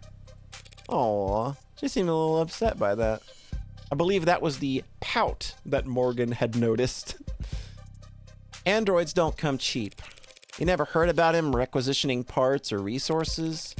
There were never any discrepancies with his company credit card? The company's accountants are mirthless. Even by industry standards, they wouldn't humor anybody, not even David Asher. If they had ever detected a financial discrepancies, there would have been an uproar loud enough you could hear it in the mailroom. You have a mailroom? Not since the 30s. Just a figure of speech. Why was she so happy about a mailroom? He couldn't have taken resources from the company without leaving a record. But no one would deny Dr. David Asher information. He would have been able to obtain all necessary data to build his own android. Then, with enough time and money, he could privately purchase the raw materials himself. I don't understand it. It must have taken him years to build Sarah. He wasn't doing anything illegal, except the hacking stuff. So why keep it secret? I don't know. But he was private and a perfectionist. Perhaps he simply wasn't proud of his results. Ouch, don't say that in front of the android. God. Unless she, like, is very angry about Sarah existing and her not knowing about it, so now she's just mad. Now she's just like, oh, I didn't know about this cool thing you were working on. You never told me. So now she's just, like, taking it out on her. Could be. Well, thanks for taking the time to talk to me. I'm sure this has been a difficult day for you. A difficult day for all of us. A message from Fran? I'm running out of leads to chase. That brat better have good news. Are you really going to take this to court? That's my plan. The circumstances may be irregular, but I'm still defending a client from a criminal charge. It's my response to argue that he's not guilty of what he's been accused of. And is that what you believe? That he didn't commit suicide? I guess I haven't decided what I believe.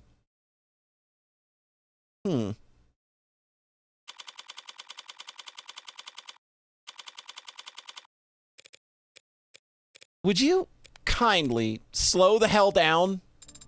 I'm sorry, Adonai. Was I walking too quickly for you? That wasn't walking. That's speed walking. Up 2 flights of stairs. It's very different. Speed walking? Sounds like a powerful technique. Is it like the Jinxiao? Just let me catch my breath for a minute. Adonai, is it possible that you are out of shape?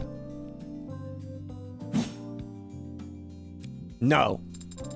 But since we left the cab, your heart rate has, I'm not wearing the right clothes or the right shoes. Is that so? Yes.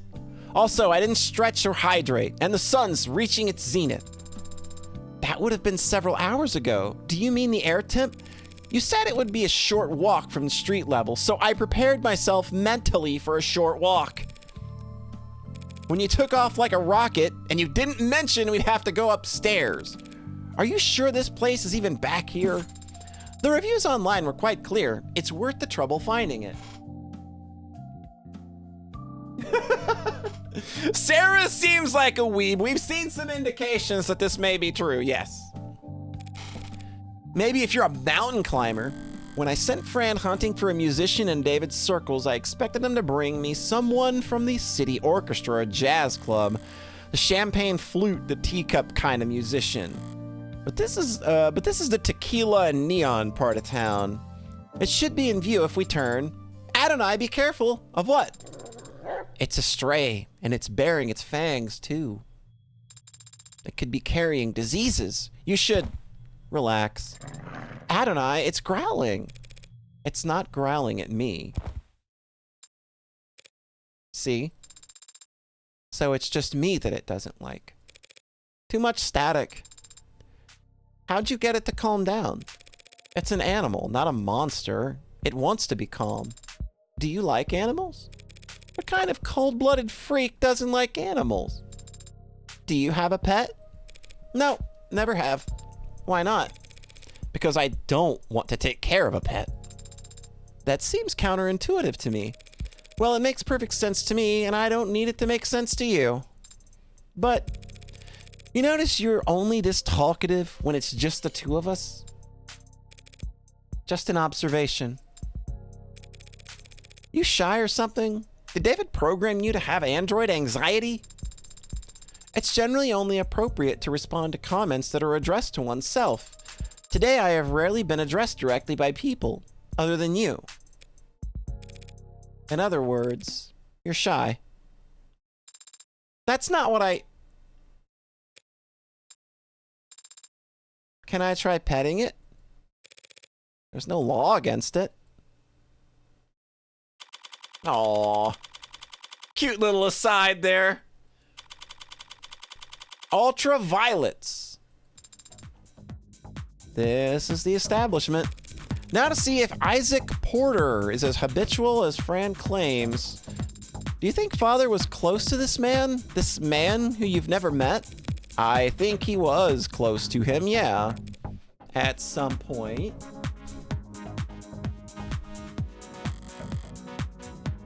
I had some help making that deduction. Fran saw that their metadata showed up a significant cooling of interactions between the two of them, particularly over the past month. Fran also saw a phone call between the two last night. Oh! So they were close. Do you think they were sleeping together? That is completely inappropriate for me or anyone to speculate about. Inappropriate? Adonai, it's only... I'm getting a very important text message from my private investigator. Excuse me. Oh, hey, it's the brat. Did you catch the killer yet? No. What the hell? I sent you his position. I'm at his position. I haven't spoken to Porter yet. Anyway, there's no reason to suspect him right now. Lame. I'm surprised you're invested all of a sudden. Isn't David Asher a corporate sellout in your eyes? Everyone's a corporate sellout, but Asher gets respect. If I'm a demolitions expert, he's like a really good architect. That's almost sweet, I think. Asher started out working in Cube. So in the architect analogy, by today's standards, he's like, I don't know. As a kid, he built all his bricks by hand or something. You know that lit homework can help you with forming analogies. Eat this analogy. Did that come through or did the characters break? It's supposed to be a guy giving you the finger. I fucking love Fran, man. I take it Cube is a programming language. What's special about it? Pretty much anything coded in the last 20 years is web-based.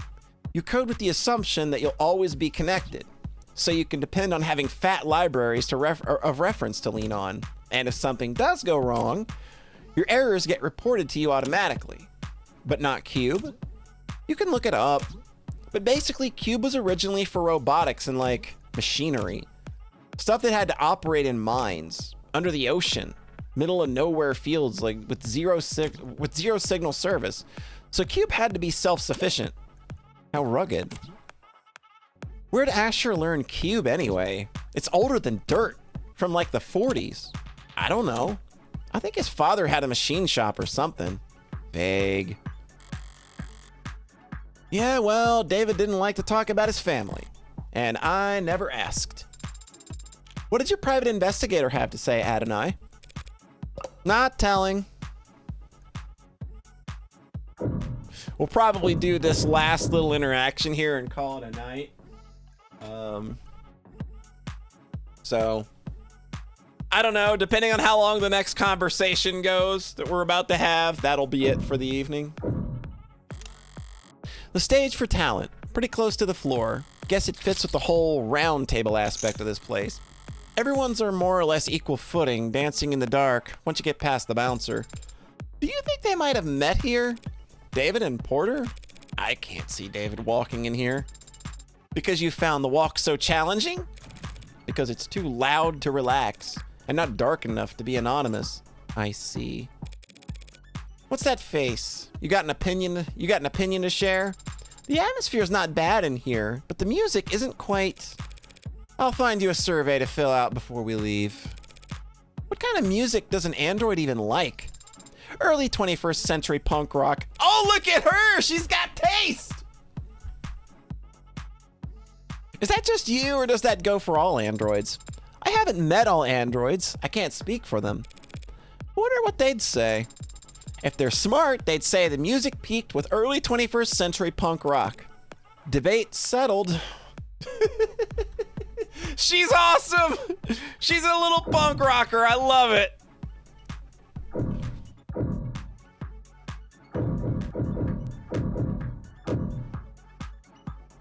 I probably don't want to talk to this. I think this is probably who we're looking for, so... A bar stacked full of colorful selections and busy bartenders.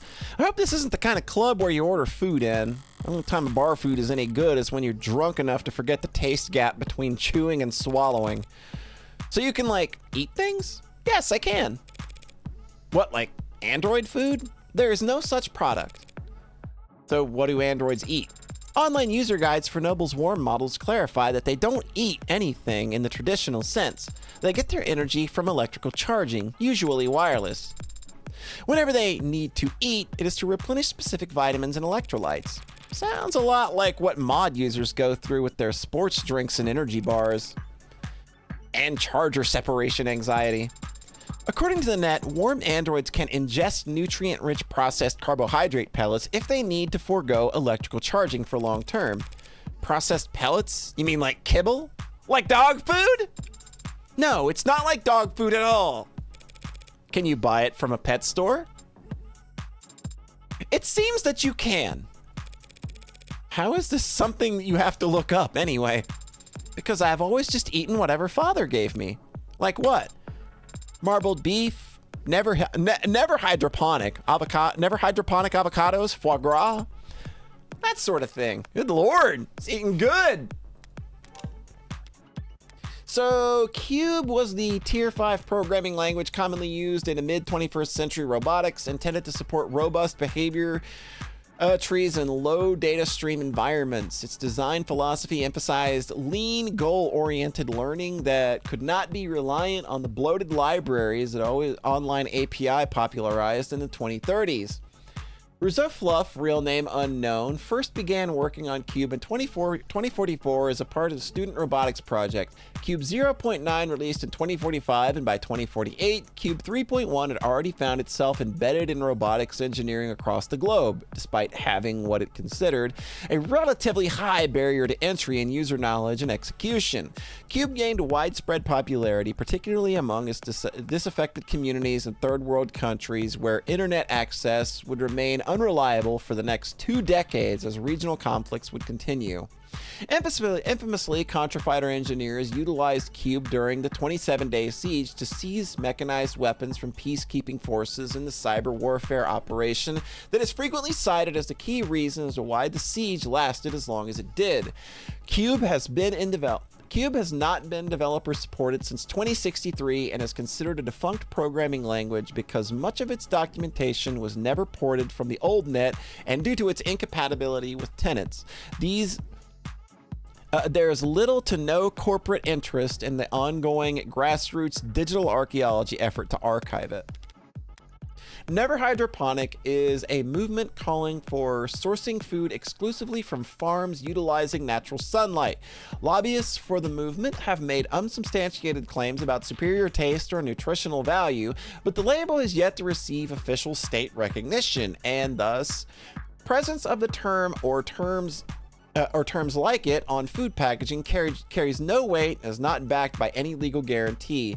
One of the number of food sourcing movements that arose in the latter half of the 21st century was raising sea levels, reduced the total amount of arable land around the world, and shifted the global agricultural industry towards hydroponics and vertical farms. Rural skyscrapers where each floor is utilized for food production, saving on real estate costs and reducing the impact of unstable weather on agricultural output. Oh, and a piece of evidence got updated too. The witness testimony. Yeah, this is just clarifying her. All right. I am not paying for any of that.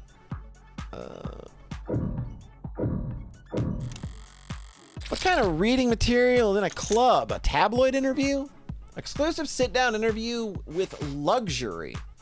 You've heard her name on everyone's lips, you've seen her face in magazines and commercials, and then double-check to make sure the photos weren't labeled as edited. Now get all your burning questions about her answered here in our exclusive interview with the mysterious young woman who's being called, in perhaps the only truly unanimous vote the net's ever seen, the most beautiful woman in the world.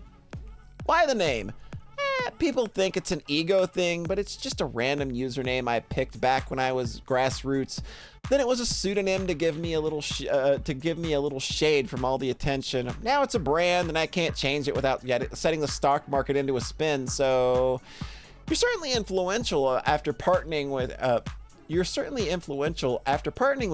Inti saw a 3,000% increase in share price. Yay! I'm happy for them. But to be honest, it's a pain at times like this. She gestures towards her clothes, a plain white t-shirt and gym shorts with no branding whatsoever. On anyone else, it might scream sloppy or even unflattering. On her, it only makes her a natural beauty stand out that much more. Who are you wearing, by the way? I can't wear anyone unless I'm attending something. If I don't dress like this, all my sponsors fall into bidding wars every time I leave the house. Does it stress you with all that attention? Stress is bad for your skin, right? They say mine's flawless. Can't argue with that. So, do you have a skincare routine? Any tips you'd like to share? Be a little bratty, act a little spoiled, keeps you young. And how old are you exactly? Everyone's dying to know. 18 to 29, now and forever. Don't get stuck on a cliffhanger like that. Hurry, log in below so you can read the rest quickly. Time is running out. Well, however old she is or isn't, Luxury's got one hell of a mind for business. It might do her more good than the face in the end. Maybe. It's one hell of a face. In the meantime, she affected a stock share price by 3,000%. Some rises are too meteoric for even the Megs to grab the reins on. At this point, Luxury's got them at her mercy. She can send their stocks into disarray with one selfie. Good for her. Oh, hey, my God. Hello, you. Look at you. You all decked out. Holy shit. That is a look. Okay, yeah, that's him, all right. Looks like he's killing time before his sets tonight. Are you unsure of how to proceed, Adonai? I'm sure you need to hang back. As for me, God, Morgan, you were like the last person I see knowing how to play it cool.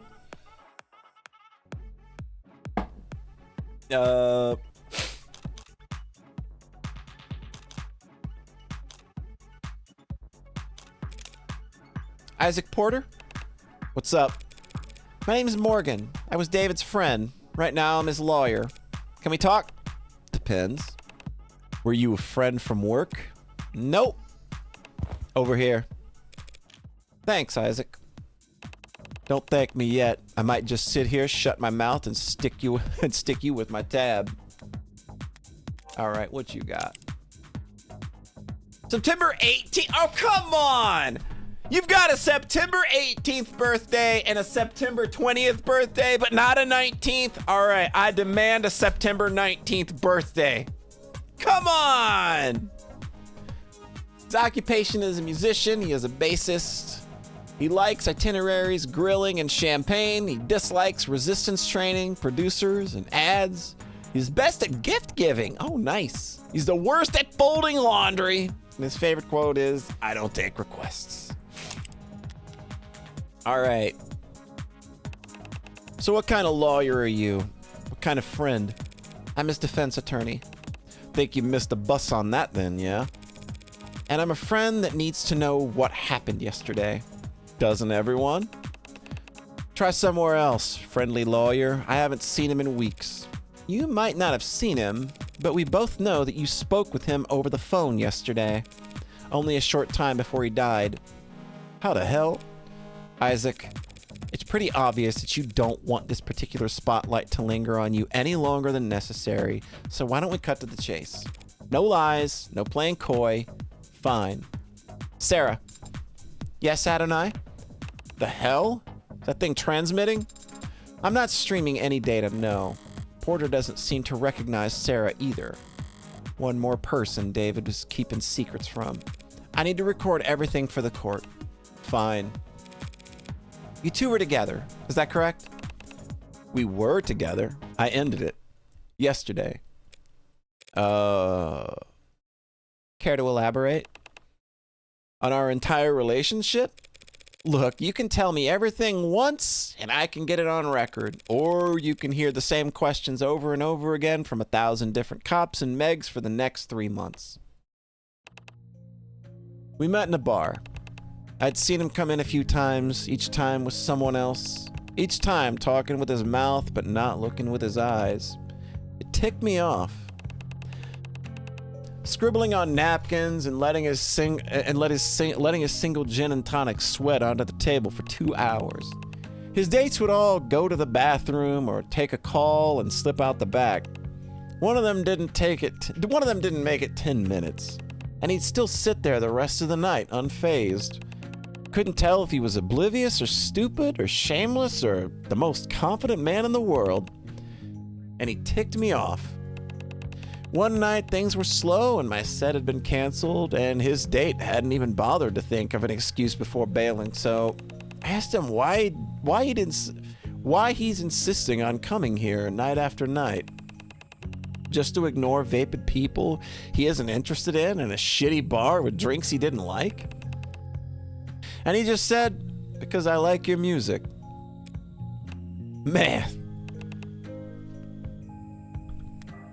Man, did that tick me off.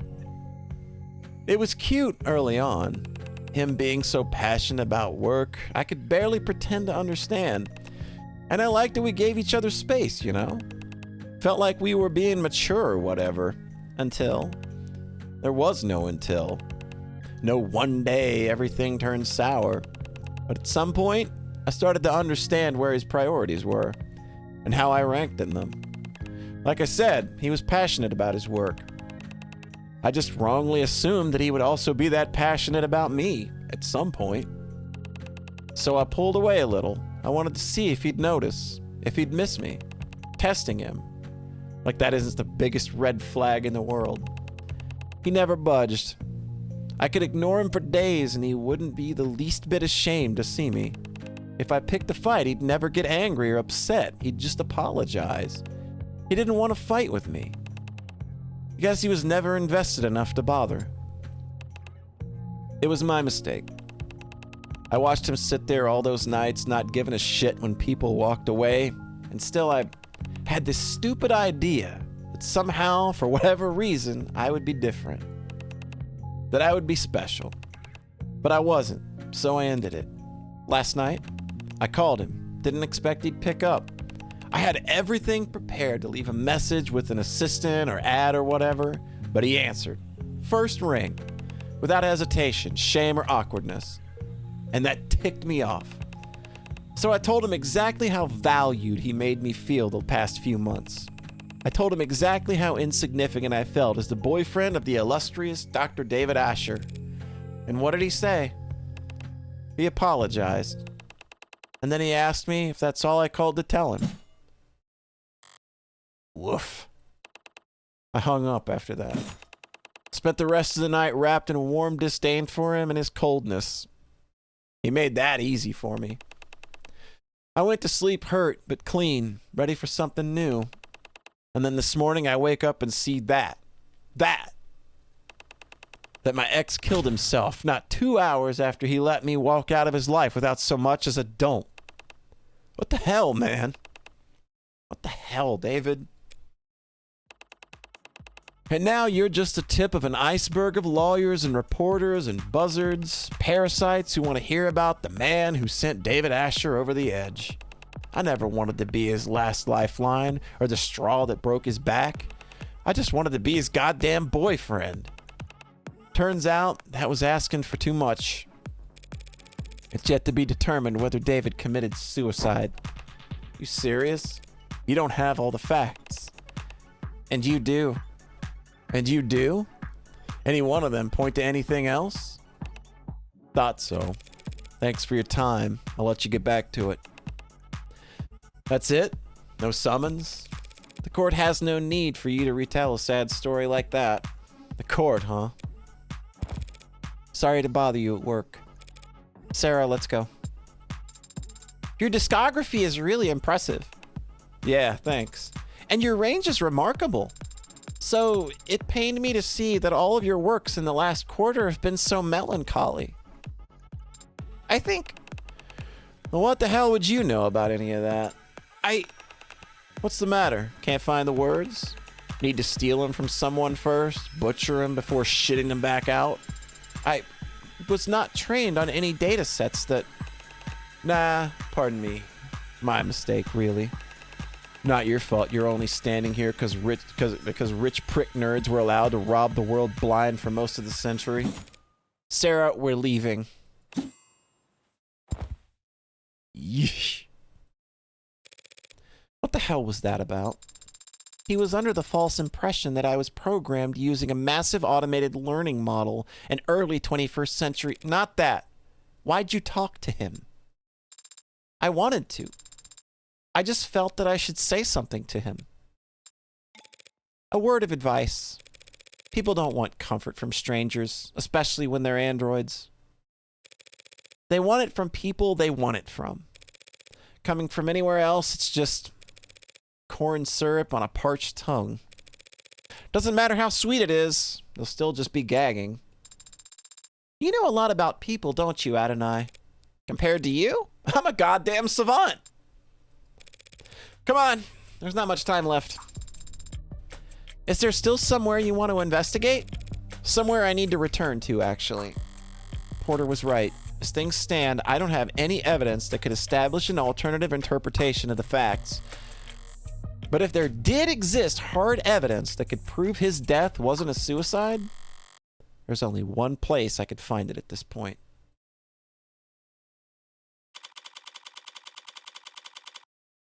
Alrighty! We're gonna wrap things up for the night. Here's a save. There's a save. Boom. We'll do it twice. I don't know why we're doing it twice. I don't know. Sometimes save files are weird, man. All right. Woo!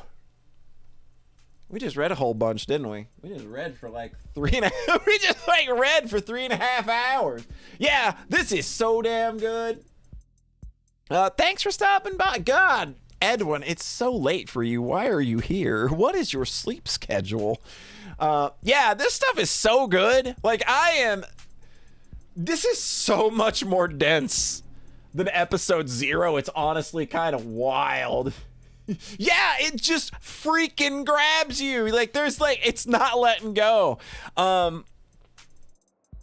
So like I said, I don't know what my Sunday plans are. I don't think I'm watching the Super Bowl, but I know a lot of people probably are.